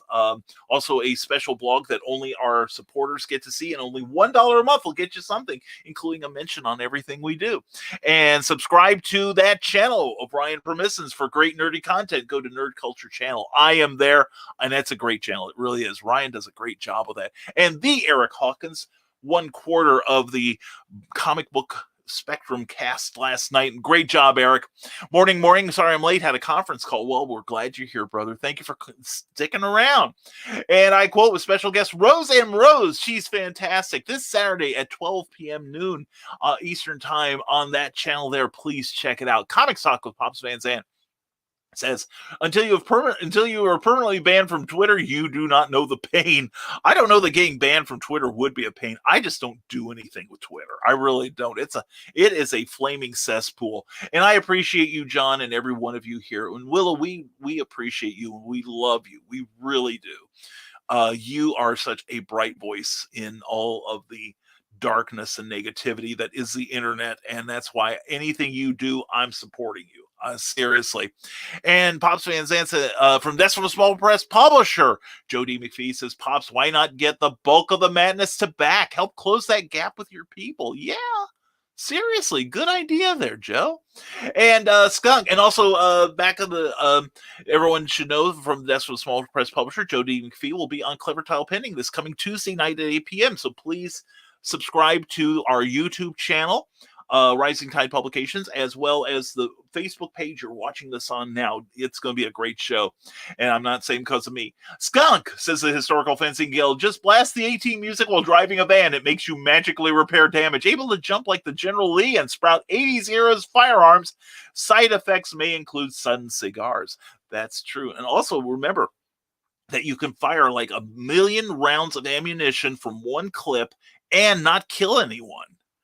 Real bonus there. And from the Decimal Small Press Publisher, looking forward to tomorrow from the Decimal Small Press Publisher due to having Alton Simpson on the show. And this Tuesday, where I will be pending, yes, I hope, for a comment dumps on Tuesday. So do I. I think we're going to get him, Joe. And Joe has a couple things he would like to talk with the the audience about. And Joe, if I'm telling you in public now, so I'm committed to it. If I ever get all my technical issues out of the way with Comic Book Spectrum, or we are down a member, you're getting the tap. You know what I'm saying? So be warned, brother. Anyway, back in the cereal box, John Byrne did a great run on Doom Patrol. Ooh, that's right. I forgot he did. Yeah, I'm a big fan of Paul Kupperberg's writing on that book. He did a super, super job. But yeah, I forgot about that. I loved it. And I loved how he brought it back closer to the original. That was a treat. And back in cereal box, run. Have a great Falcon and Winter Soldier Day. That's right. That's on tonight. Check it out. Thank you, John B. Pica. Check out johnpica.com for more stuff. And Grant Morrison did a great arc on Moon Knight, but his Claw series is epic. Yeah, I got to catch up with that. But I loved his Superman. I really loved his Superman. I loved his Wonder Woman. And he had one of the best concepts for one of the crises then it's one they could have done a lot more with. For the That's So Small Press Publisher, I promise it'll be a great show on Clever Title Pending. That's because you're going to be on it, Joe. This Tuesday with BKM and me. And if not, we'll just play Champions RPG for the hour. That's right. Yeah, when I did Joe's show a couple of months ago, and I had a great time. I can't wait to come back. But we found out that we both loved the old role-playing game Champions, which was a superhero-based role-playing game, kind of like D&D, but with capes and secret identities. And there were some great artists that sprang from that. In fact, now that I think about it, people like Aaron Alston, I think, contributed to that. And he went on to write novels for the Star Wars franchise before Disney snuck him away. But anyway, yeah, Joe and I have a lot in common. And we're going to meet this year, brother. I'm going to see to it, man. I may be going up to C2E2 this year. Never know. And back on Cereal Box says, and Grant Morrison's run on Justice League was the last run I actually enjoyed. That was the last extended run I really dug. Although I think he missed one opportunity. He ended one issue with Luthor was the villain, and Batman is saying, well, Luthor has set up that no one here from the Justice League can stop him. Only one man can do it. And he changes into Bruce Wayne. And he's going to cripple him financially in the marketplace. And I thought, that is so brilliant. I don't think he really pulled it off in the next issue, but I just love that idea.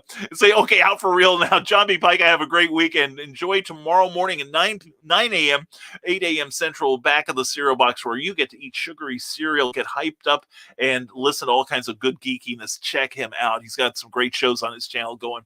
And Historical Fencing Guild, Vertigo with some DC's absolute best. Constantine comes to mind. Yes, Hellblazer, how can I forget that? And great stories in there. And the initial Garth Ennis run, I love that. It was a series that John Constantine, of course, is a chain smoker. He finds out he's got lung cancer. And so he makes a deal with 3 different demons from hell that when he dies, they get their soul. And then he gets all 3. They find out they've been bamboozled. They're going to come up and they're going to kick John's backside. And John tells them, well, you know what? We've got a contract, boys. You guys love your contracts. And, it's up to you guys to keep me safe now, because if you don't, you guys are going to have to go to war with each other over my soul. And I can just imagine the chaos and the destruction in hell that's going to cause. So have fun protecting me. And they're all like, he's got us. And I remember this one sequence in the next to last issue where the caption is from John's point of view, and he's like, I shouldn't do it. I really shouldn't do it. And he starts to walk away, and he goes, yeah, but then again, I've got a reputation to live up to. So he turns around and flips all 3 of the demons off. That is John Constantine to me. So anyway, Grant Morrison's pronouns are they, them, by the way. I didn't know that, Angie. Thank you. Well, I'm we, so as in yes. Anyway, I can't keep everyone's pronouns straight, okay? I can barely keep my own in line.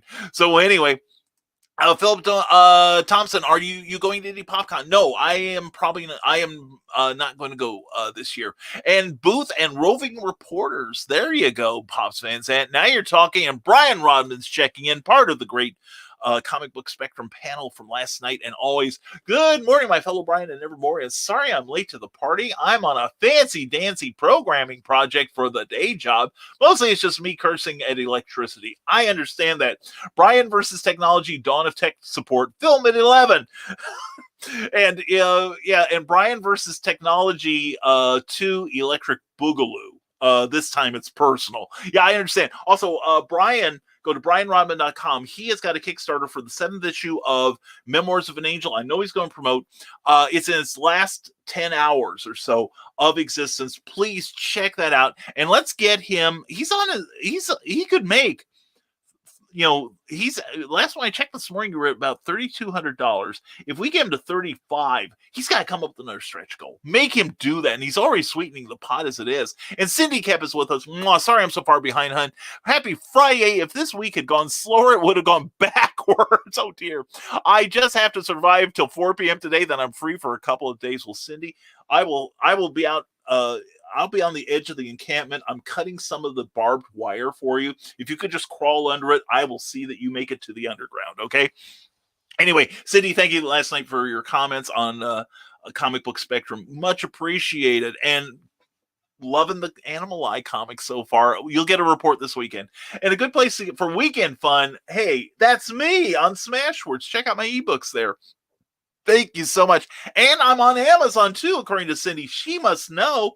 And if you like stuff with some imagination, if you like heroes, real heroes, and Nazis getting a boot to the snoot, there's your book. Also, if you like humor, Santastein, Dr. Frankenstein has a cure for his fiance's holiday blues. What could possibly go wrong? I spend this many pages telling you. Anyway, you'll love it. You'll laugh out loud. And also, Vulcana and Bachelors Grove will run some more trailers for him. Thank you, Cindy. I love you. And celebrate a birthday with Amanda Tockert this weekend. Please check out a book. This is a good birthday gift. Please buy one of Amanda Tockert's books. Even just an ebook, just show her you love her, okay? And read it, and you'll be entranced. And Comic Book Spectrum is making me bored, says Brian Rodman. I'm right behind you, Brian. I am finding all these new things. I mean, after last night, I've got this urge to go out to the comic shop and see if they still have any Black Knight left. I have to say, you and Eric didn't exactly sell me on the books, but But anyway, they're funny. They're fun reviews, and they're honest. We do honest reviews on the show, and it's turning out I'm the fanboy of the group. Of the four of us, I'm the big fanboy because I gave my comic a 9.9. I really loved it. I've been rereading it. I bought it last week, but I've been reading it almost every day since then. I just love that book, and I honestly love for Marvel to do more of that. I'm really going to talk to my comic monger and make sure he signs me up for anything like that comes down the way, because I don't read previews. Anyway, from the desk of a small press publisher, the great thing about Comic Book Spectrum is that it's like reading the review portion of the old Reading Rainbow show. There you go. Oh, that's Joe, thank you. That is a great compliment. Thank you, my friend. I appreciate that. And after last night, where else are you going to get a review that the longer it goes, the worse the review gets and the number goes down? Oh, Eric Hawkins, you were such a gem. Anyway, Cindy Cap says, continue the birthday fun with Mr. Nicholas Tockert. Check him out tonight at 8 p.m., 7 p.m. Central on the Historical Fencing Guild, where you can learn to murder each other safely using bladed weaponry. It'll be fun. And anyway, he's also got some books on Amazon that are amazing, like Big Stompy Robots for a great pickup game that's easy to learn, easy to play, but massive amounts of fun. And also The Simple Sword, which is great reference for you writer types. Oh, wait, I'm one too. And give Animal's Eyes artists some love. Roll Cruz. Yeah, Roll. OMG.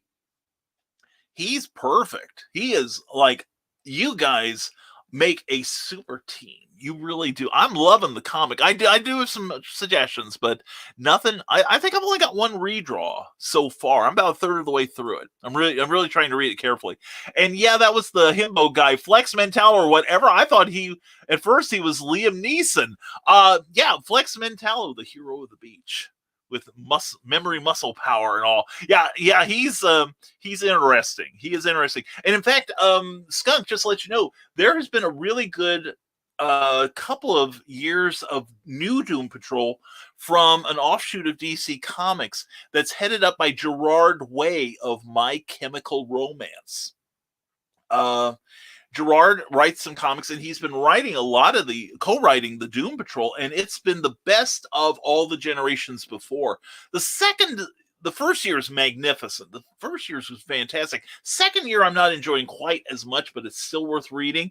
So definitely add to your list. And Ninja Ganko is here. I came into this world naked and going out the same way. Good morning. Thank you for that, Ninja. Film at 11. And I'm tempted to say video or it didn't happen, but I'm sure it will. But anyway, I'm glad you're here with us between those two big events.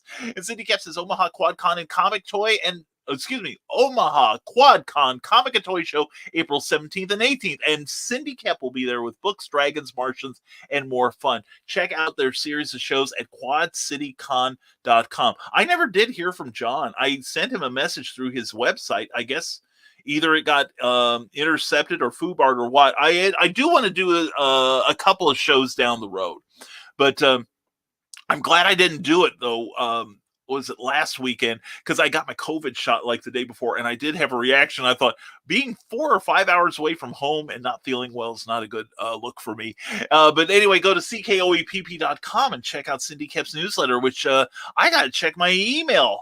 I could have the newest issue waiting for my reading pleasure. And Startin Art 76 for vintage cartooniness. Yes, the artwork of Bill Startin, where everything old is new again. Fantastic artist. He is so good. And so are the Dastardly Dingoes. Check them out on YouTube. Great stuff. Great stuff. Thank you, Cindy Cap. And Comics Talk with Pop and Zan from YouTube says, I just decided if I'm going to do this, I'm going to try to make them the best, most entertaining shows possible. I've learned from people like you, Brian. Eleanor, right back at you, brother. Seriously. Love and respect, brother. And if anyone can do it, Pops, it is most certainly you, man. Your stuff is great. It is informational. It is never heavy. A lot of great stuff and enthusiasm for indie comics. You've got that by the bucket load, dude. You are a natural. You're great. And so is Cindy Cap. And check out the back of the cereal box Saturday morning at 9 a.m., 8 a.m. Central. Check it out. And also, he's on Amazon with some really cool work. You need it. And Pops Van Zandt says, John Running, he's a great artist. If you did not know, I did not know. I meet a lot of great artists on this show. Oh, my God, I'm so lucky. But yeah, it's... and I'm not doing more broadcasting if I can help it. Anyway, but we'll see what we can do for you, John. Just get in touch with me.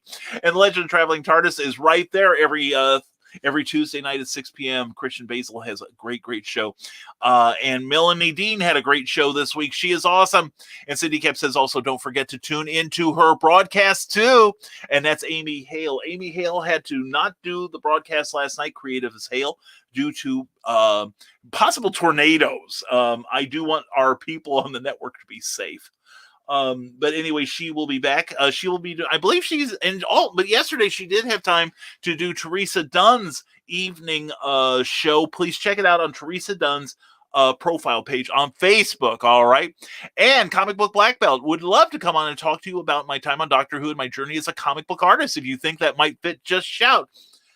Oh, okay. Or, oh, so whatever it takes. You're on my list, dude. You've been on my list for a while. I just haven't gotten around to it. We are going to talk. Seriously, I would love to learn more about you and your career, Russ. I really would. Russ Leach is awesome. And please check him out Sunday mornings on this show. In fact, I'm going to take this down and I'm going to see. There we go. Okay. And then we're going to, oh, such slick direction. I need a director so badly.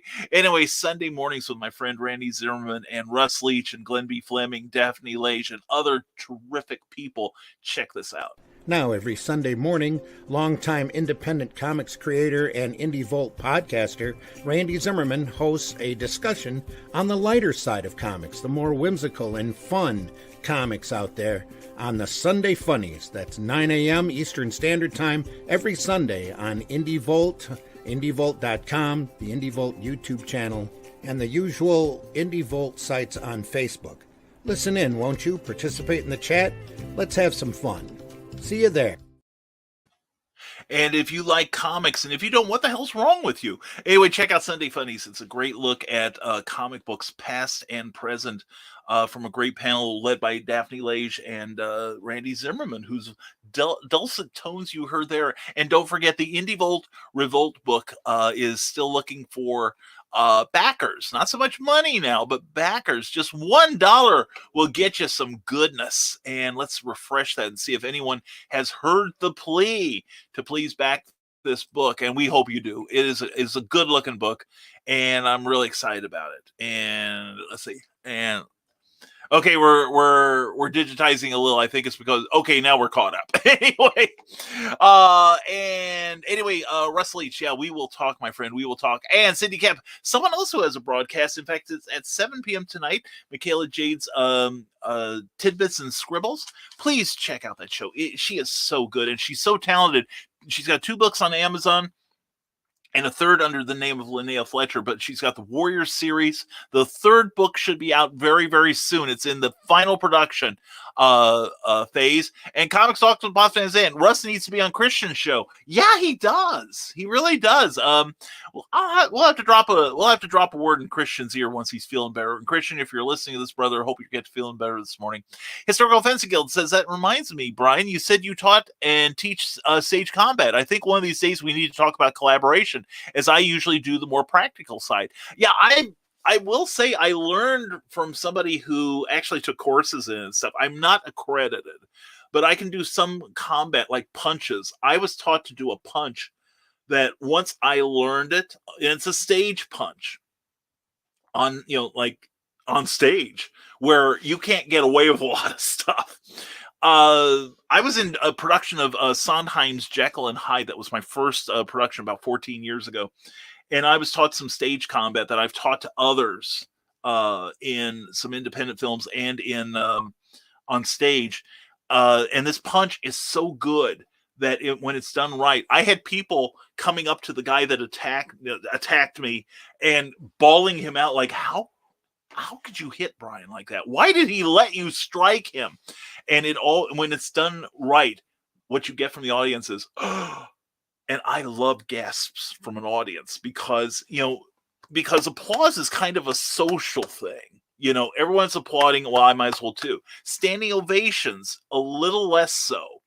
And same with laughter, that somebody starts it and other people join in.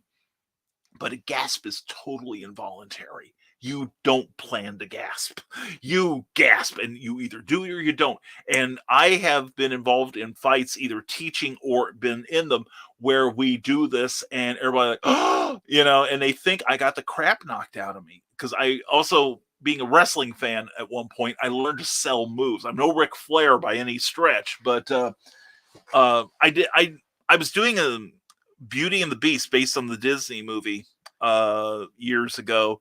And there was and of course I learned from early combat, I think it's one of the things that hurt my knees was not doing it correctly, but I learned to do it correctly. And there was a scene where it's the Kill the Beast lead into Kill the Beast song. And 2 of the villagers grabbed me, and the 2 guys were like, well, how hard do we throw you? And I said, no, you don't throw me. I will teach you how to make it look like you did, but it's up to me. Don't you dare throw me, or I will lay you out, because I could get injured. And I trained these 2 guys to look like they were pushing me as hard as they could, when actually what they were doing was putting their hands on me. I fall, their hands travel with me, and then they they follow through like a golf swing. And the director, every time I did in a rehearsal, she's like, Brian, are you okay? And I learned how to fall onto my face, which is basically my head hits the back of my hand and my forearm hits the floor. So it's all very orchestrated. And once you get it down, you basically go on autopilot and execute it. And you're safe, and it looks great. But anyway, after about 3 weeks of, Brian, are you okay? And everybody's like, Brian, you took a pretty heavy fall. And I'm like, listen, when I don't get up, when I don't answer, I'm hurt. If I start swearing, I'm really hurt. So until you hear it, you see or hear something like that, I'm fine, but thank you. So we'll have to talk, man. We'll have to talk. I could get a third book out of you for it. And Cindy Cap, more broadcast fun from Teresa Dunn. Oh, there's another show. More broadcast fun with Teresa Dunn. Check out her Facebook profile page. She had a great interview last night. Despite technical problems, those two ladies soldiered through. I'm proud as hell of both of them for last night's show. Yes, she has a broadcast now. And I think I am almost about done with my new Kickstarter page. Worked on it for hours last night. And of course, there will be a special early bird level with exclusives for $12, says the Eric Hawkins. I'm looking forward to that. And we could do something to launch. I want to coordinate with you. I want to see if I can help on that. And Comic Book Black Belt, Russ Leach says, wow, Stage Combat. I didn't know that. We could swap some moves. All right, cool. I'm loving this. And Cindy Cap still broadcast free. That's Cindy Cap on Amazon. Well, Cindy, your time will come. You're going to get the tap on the shoulder too. You need to come back to Clever Tile Pending one of these days. And I'm going to get you. I'm going to get you, girl, no matter what it takes. Anyway, Cindy Cap, please check out her work on Amazon. Please check it out. She's got a Patreon page. Please give her some love. And please go to ckoepp.com and sign up for her amazing free monthly newsletter.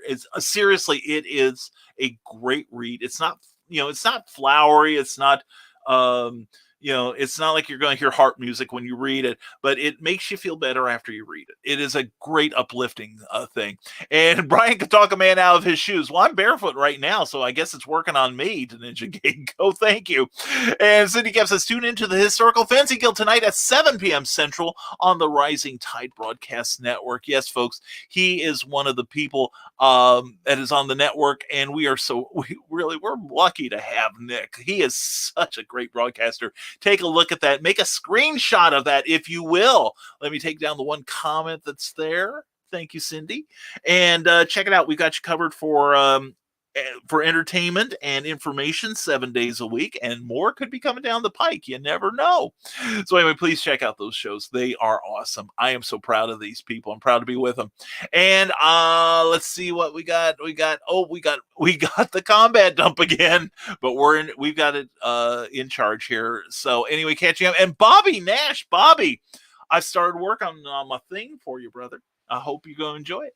I'm doing all my plotting right now, and we hope to get a pitch to you next week. BobbyNash.com, AbrahamSnow.com. Check this man out on Amazon. Check out his fantastic Patreon page where he has stuff every day. He's got previews of works in progress. He's got blogs every day. This man is crazy talented. He is just crazy, and I love him. And he's responsible for the longest Clever Title Pending we've ever had, and I loved every second of it. Bobby Nash, Bobby, I hope you have a great weekend, brother. Brian Rodman says we have 9 hours left on Memoirs of an Angel. I don't understand it. An hour ago, it was 10. What happened? Anyway, issue 7's Kickstarter campaign, folks, and we are continuing to grow. We've well exceeded the backer goal and are over $3,200. Go to that address and see what the fuss is all about. Continued. Memoirs of an Angel is a horror fantasy comic book series about a ragtag group of infinite and finite beings who race through time and space to rescue a broken witch hunter from the clutches of the Dark Kingdom. It's like Lord of the Rings meets The Exorcist. How can you resist that? Anyway, he's got 9 more hours. He needs another $300 to make that next stretch goal. What do you say? Get on there. Please check out that address and give him some love. And congratulations, Brian. I'm really proud. You ran a great campaign, brother. Joe Dog McKeel says, okay, we've got this from Boca Chica. We might have an afternoon broadcast of the Armchair Rocket Science. And I love that. I seriously love that show. That is so much fun. And we just had another...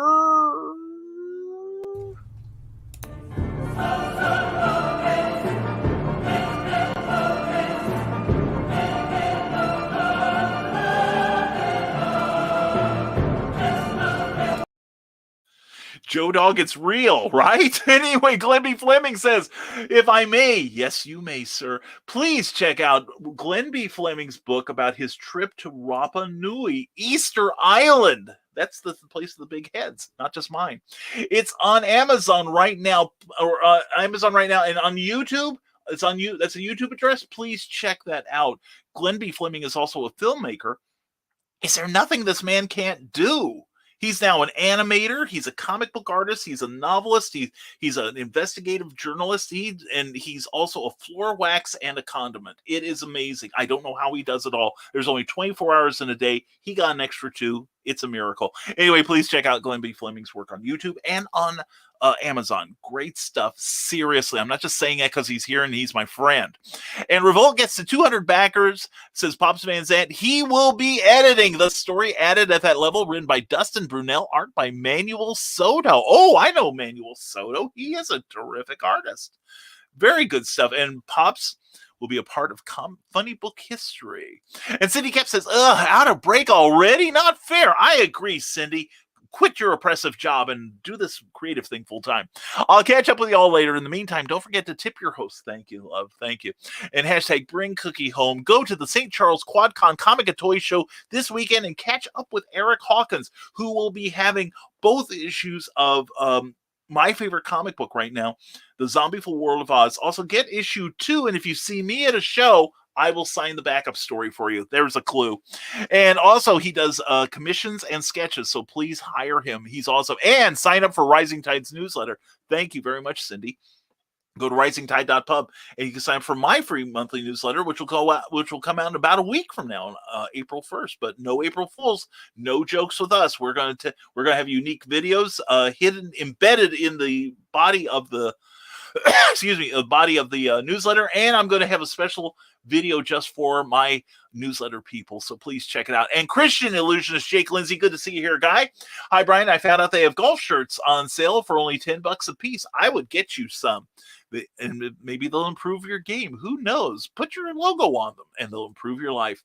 Anyway, glad to see you, Jake. And Cindy Cap, I'm with you, bearded Brian, on the irritating technology at work. That's to separate clean-shaven Brian or sideburns Brian from bearded Brian. Anyway, irritating technology at work. The day job released an updated editing software to publish tech manuals. It has fewer features and is not entirely WYSIWYG and behaves very badly. Oh my God, I hate that. Well, I quit. I got fired from the water company in 2012 just in time. The week after I left, the company announced they wanted to keep a closer tab on their bookkeeping as well as the workers, and so they released a new system where and this is just following after our Illinois American Water, our division of American Water, had gotten its first 100% customer service rating ever.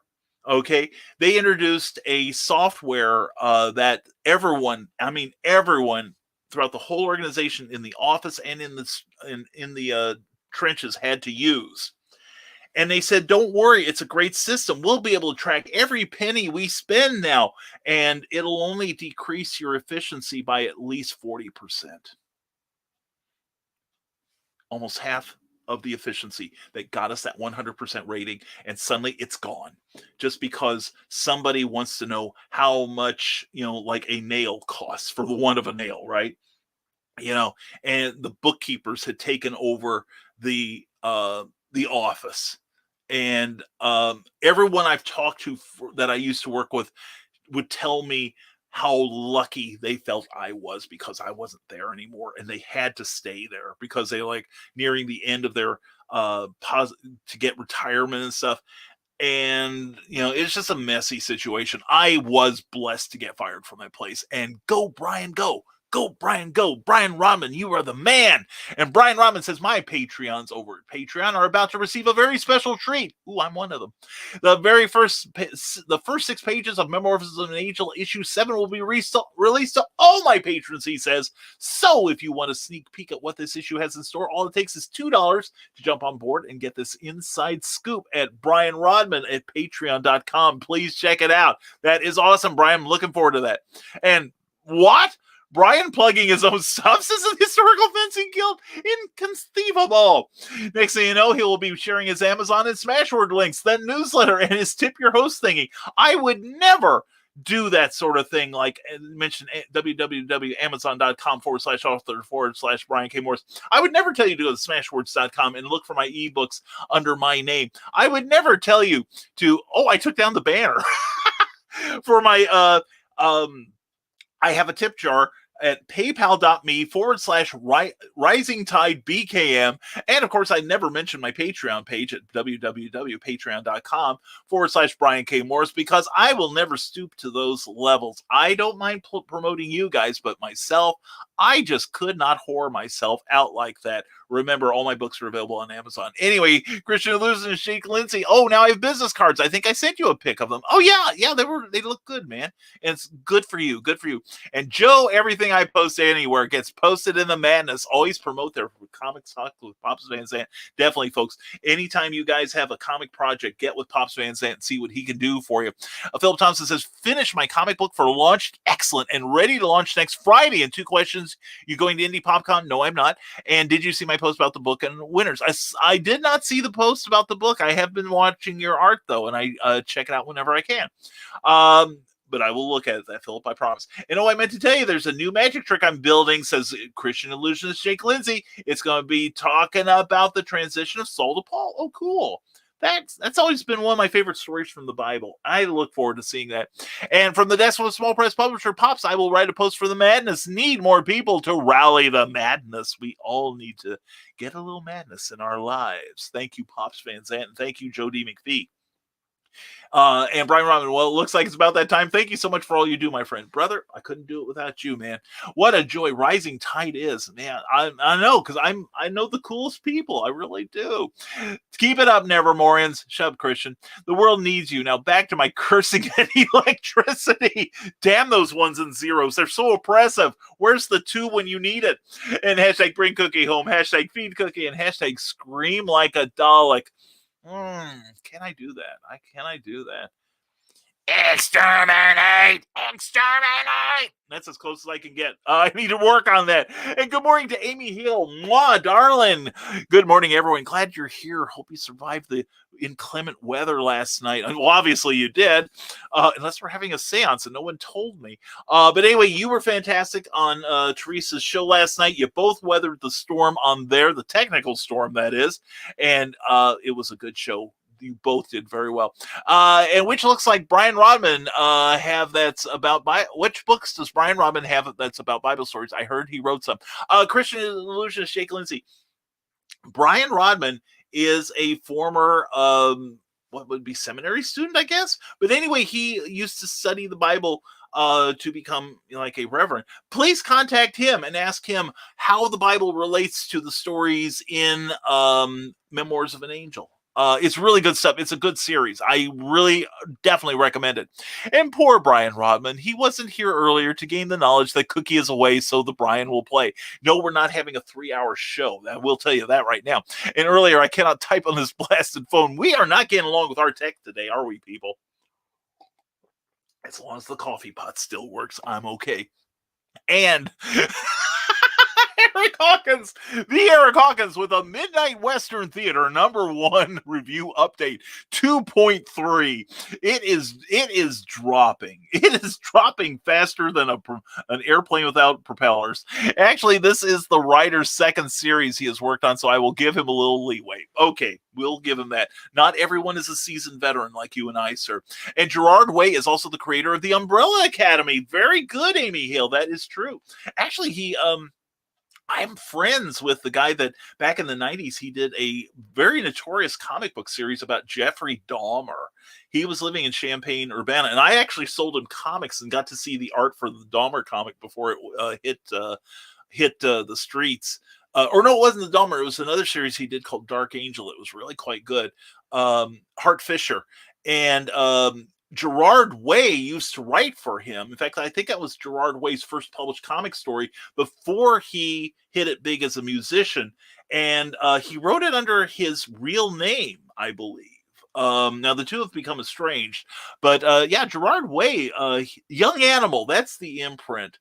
He also did books like Cave Carson Has a Cybernetic Eye, which I enjoyed a lot more than I thought I would.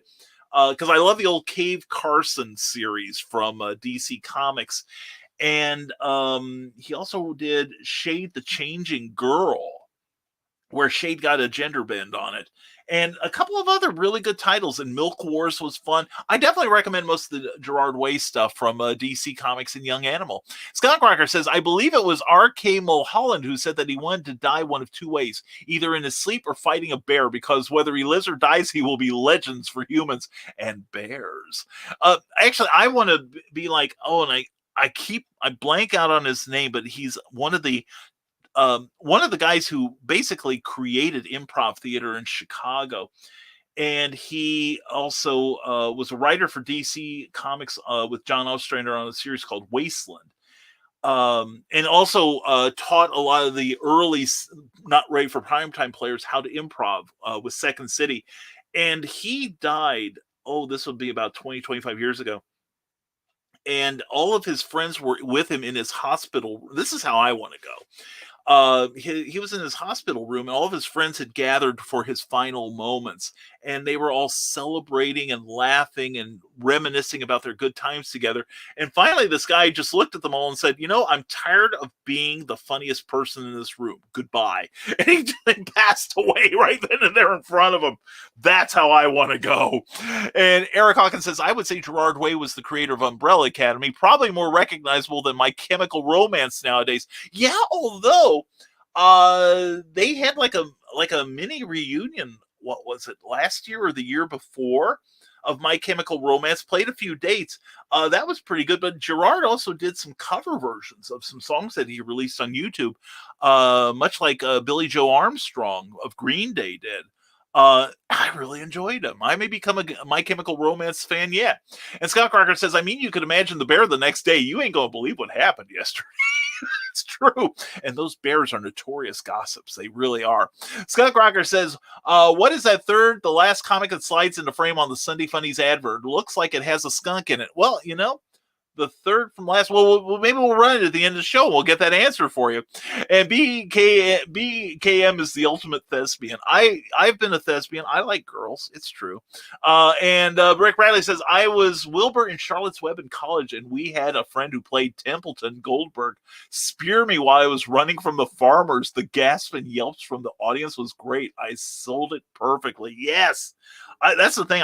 And the funny thing was, I did stage combat for a play a friend of mine did around 2010, I think it was, about 10 years ago. And I was teaching these two guys, and a lot of it, especially for the stage, has to be exaggerated for the performer's sake. You don't just, like a regular punch might just start at the shoulder, whereas my training, they start all the way back. They can wind that arm back, and then they let it go. And I said, guys, you'll love the payoff. Do it my way and trust me. And so they did it. And we were watching a video, and everyone kept saying, man, that was great, you guys. And they were just like, really? We did good? Okay, cool. I guess Brian knows what he's talking about. And they did it one night their way, and it didn't get the same reaction. So they went back to my way the next night. But we got the video of the performance, and it's funny. These two guys are really kind of quiet. It's hard to get them really perked up, but they're sitting there watching. Oh, that was a good performance. Oh, Brian, you did well during that. Oh, Elaine, you sold that line very well.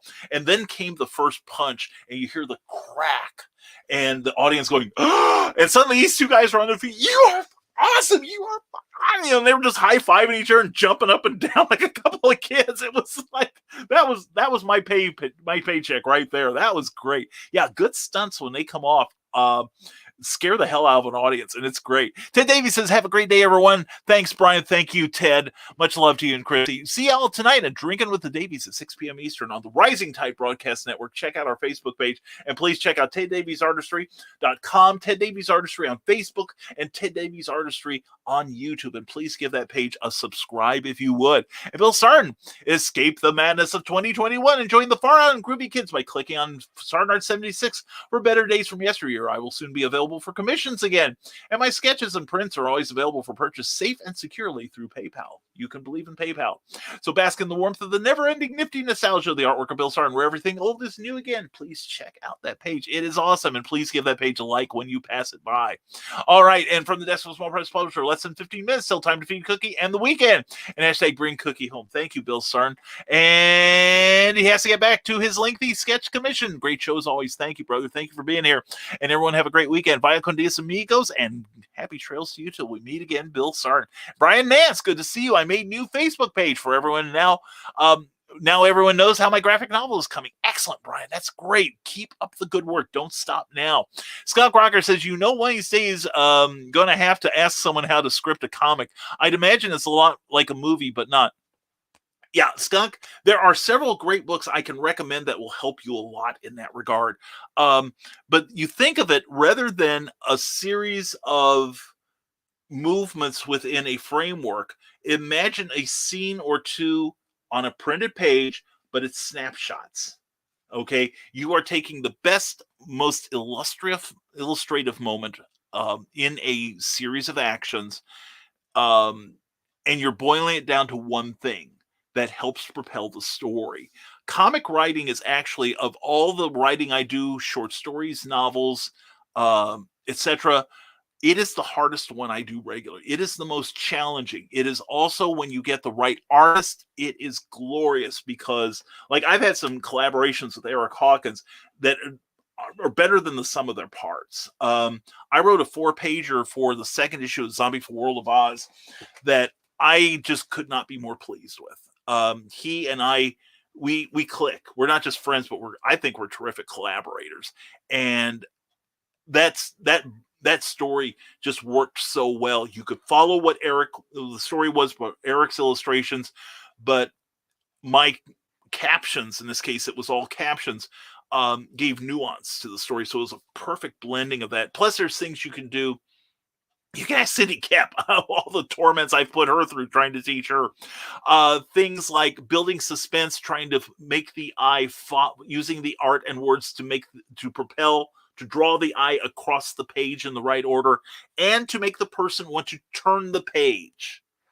That's an art in and to itself. And I think anyone here who does comics can attest that it is not easy to do with excellence.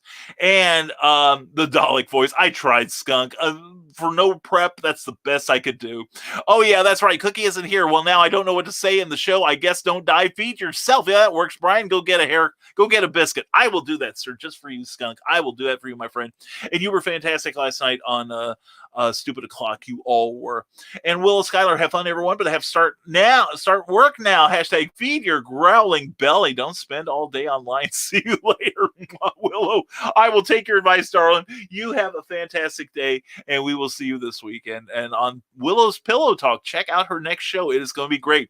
Amy Hill mocks me with her laughter to start and says, I was Consuelo in West Side Story, and I had to slap Pepe. They had me really slap him. Oh, my God.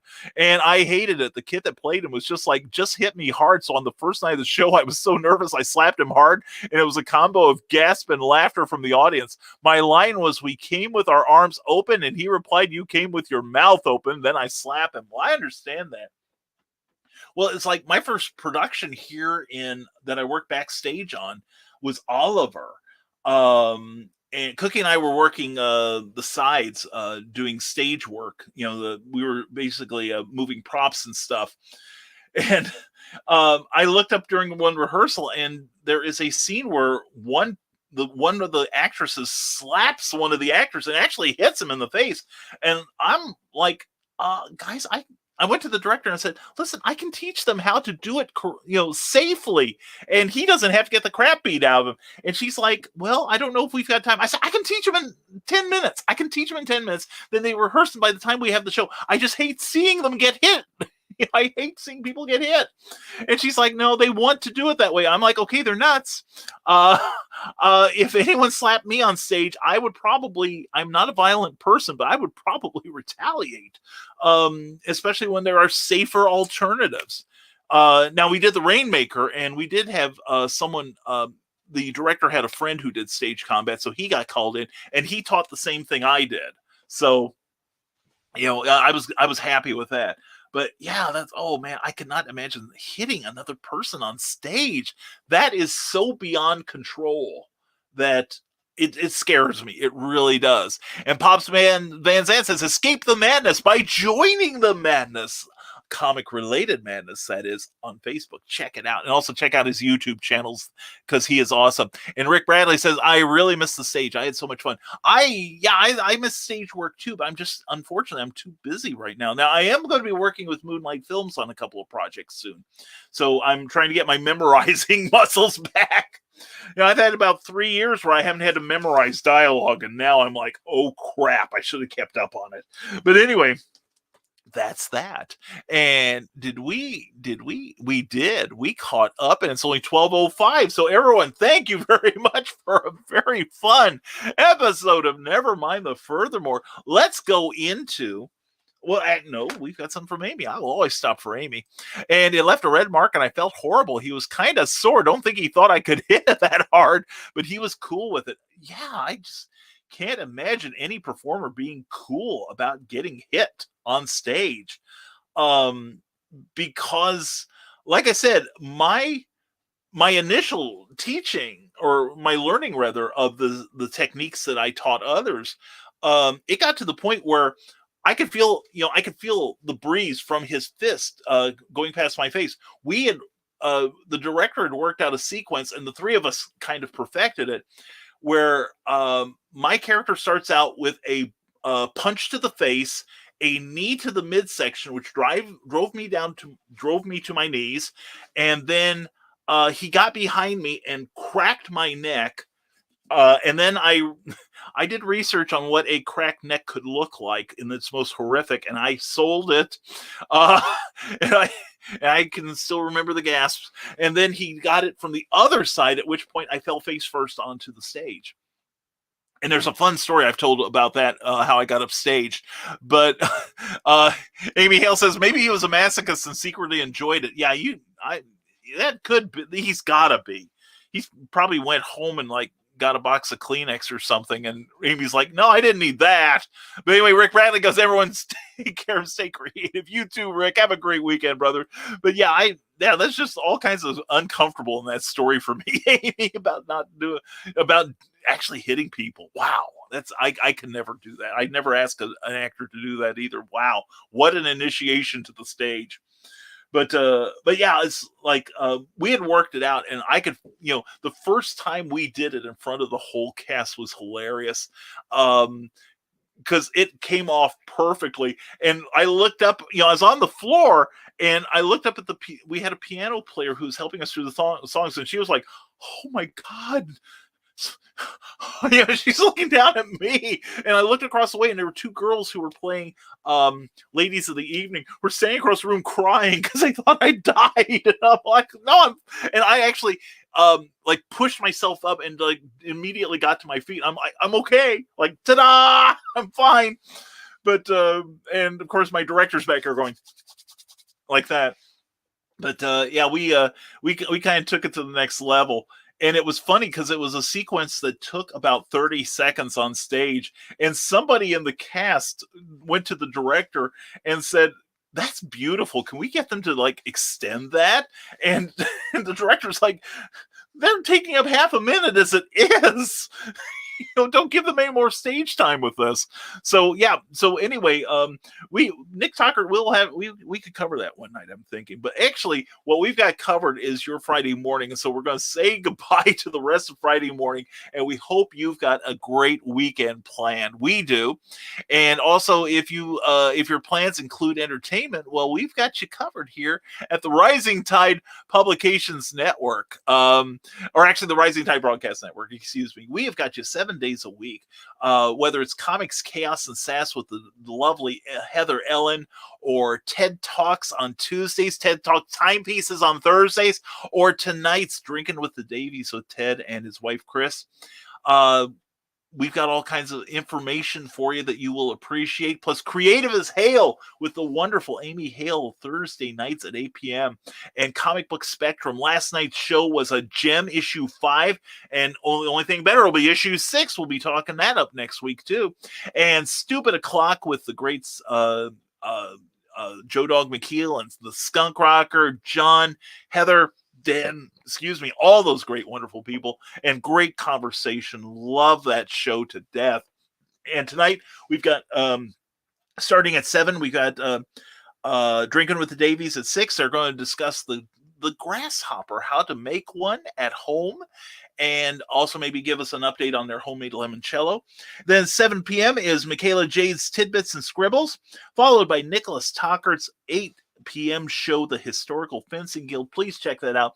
And all of them are on YouTube. Please, please, please go to YouTube and give all those channels a subscribe and a like. And also, if you're watching us on Facebook, please give us a like on there. Give a like to this video. Please share it on Facebook. We would really appreciate that. And also, please like the page you're watching it on, whether it's Kathy Jackson's books, the Rising Tide Broadcast Network page, or the Rising Tide Publications page. It's all appreciated and helps us with the algorithms. Also, if you're watching us on YouTube, please, again, share this video. Please give it a big thumbs up if you've enjoyed any part of it, and please subscribe. It takes just a second, costs nothing but a second of your time, and be sure to hit the notifications so you get to see what else we've got coming up in the immediate future. And as far as ourselves, we, of course, we do this show Monday, Wednesday, Friday at 10 a.m., 9 a.m. Central.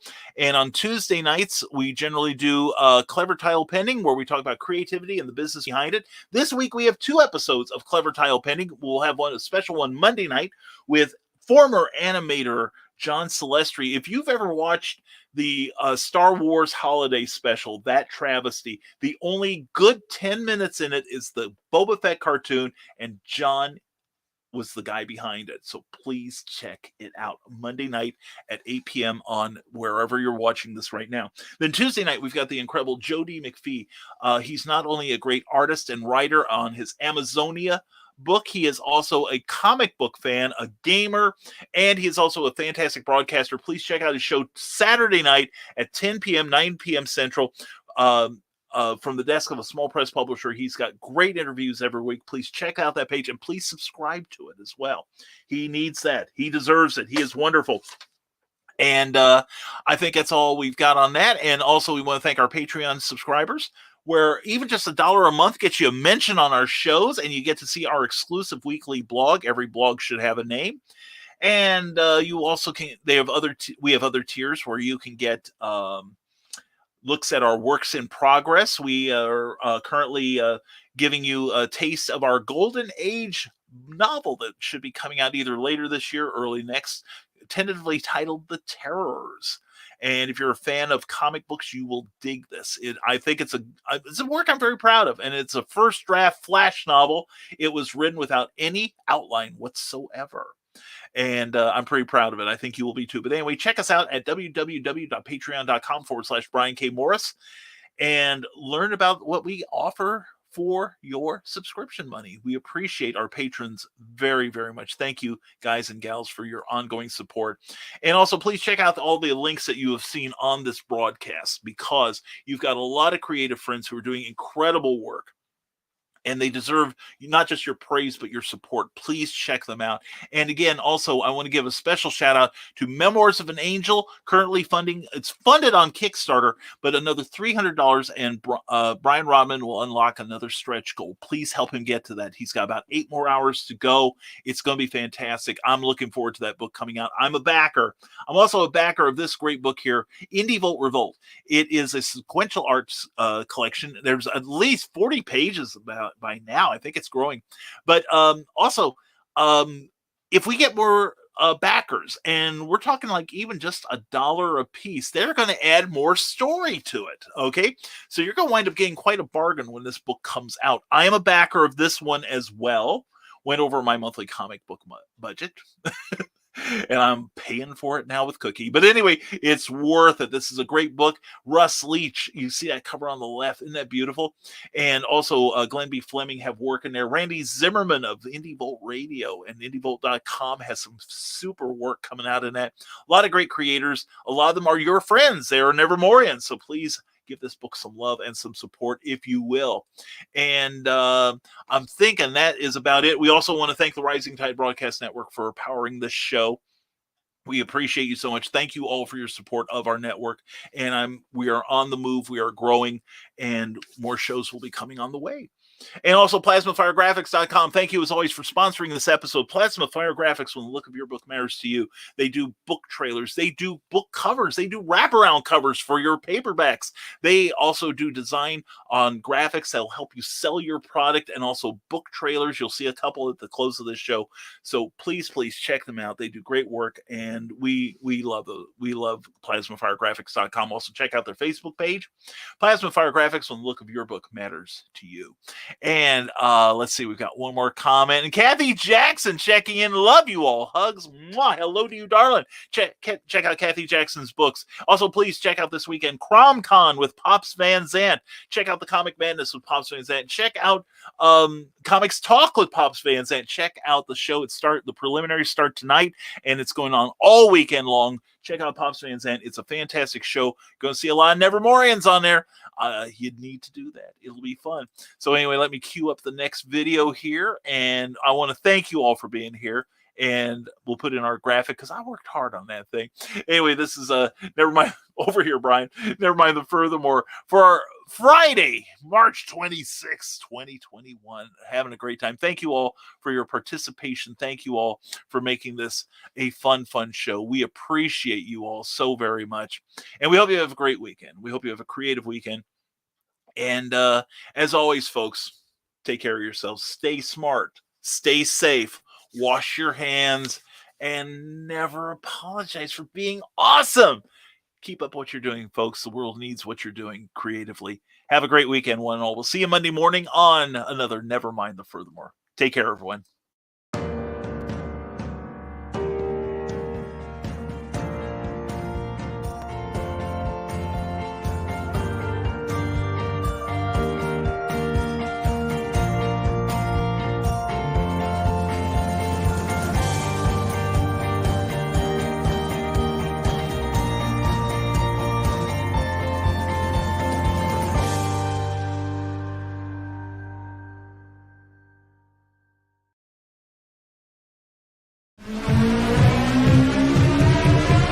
This is the Legend of the Traveling TARDIS.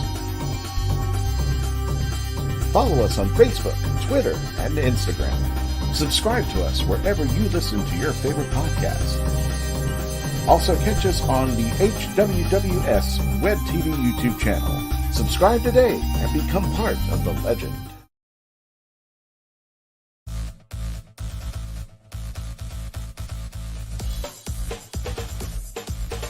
Thank you for watching Nevermind the Furthermore, a Rising Tide Broadcast Network production. If you enjoyed any part of this show, please give it a like or a thumbs up and share it with your friends. Also, please subscribe to our YouTube channel and consider becoming one of our Patreon supporters. Thanks again, and we'll see you next time on Nevermind the Furthermore. Author Cindy Kep is writing on the edge. Books include Remnant in the Stars, The Loudest Actions, Lines of Succession, Mindstorm,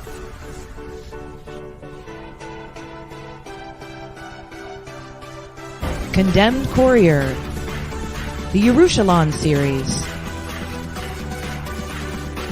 and Animal Eye. Find author Cindy Kep at CKOEPP.com today.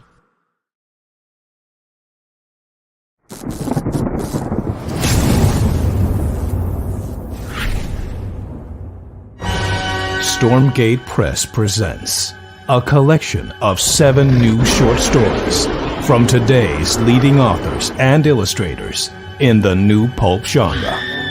Experience courageous two-fisted heroes and their intrepid and often dangerous exploits. From dark, watery depths to high-flying heights, these fantastic tales span the globe and take the reader on fast-paced adventures in classic pulp style. Take a seat as we pull back the curtain on Days Gone By with edge-of-your-seat storytelling in the vein of Golden Age era pulp fiction. This is Pulp Reality. Available now from Stormgate Press on Amazon.com.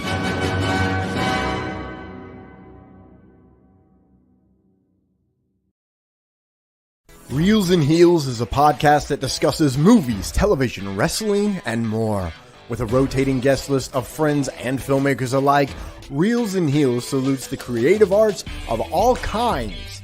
Join Brian Winzeloff and Nicole Jobin live every Saturday at 2:15 p.m. Eastern Standard Time for Reels and Heels.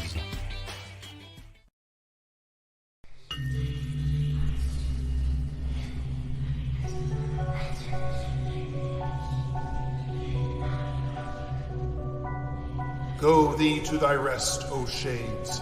Thou hast served well in life. Now take thy reward.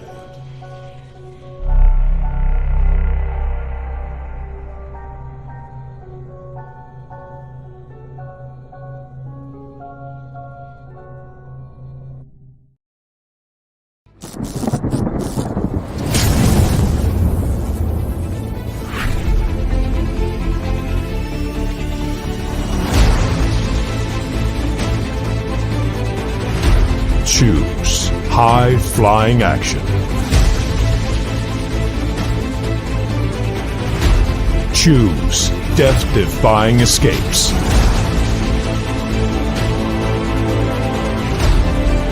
Choose spine-tingling thrills.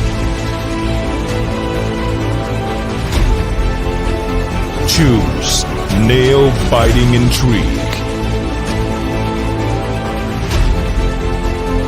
Now's your chance to choose the adventure. The Captain Hawkland Adventures. Available on Amazon.com.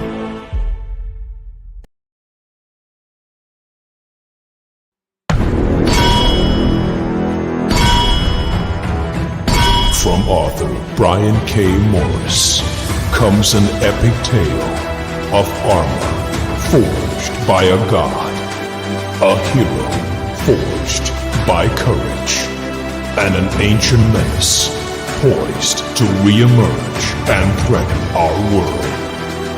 Vulcana, Rebirth of the Champion, is available on Amazon.com. Get your copy today.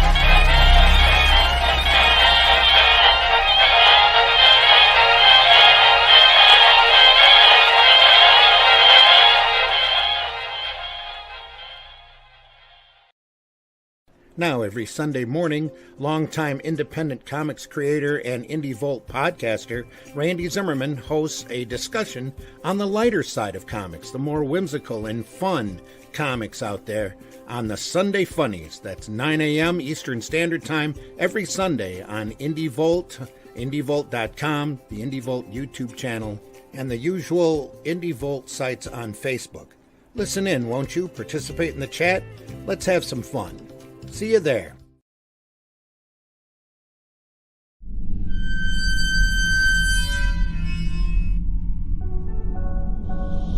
southwest of Chicago, there is a small, secluded cemetery known as Bachelors Grove, and it is one of the most haunted places in the United States. Author Brian K. Morris brings you a collection of writings that will help you navigate this ghostly graveyard, if you dare. The Haunting Scripts of Bachelors Grove is available now on Amazon.com. Get your copy today.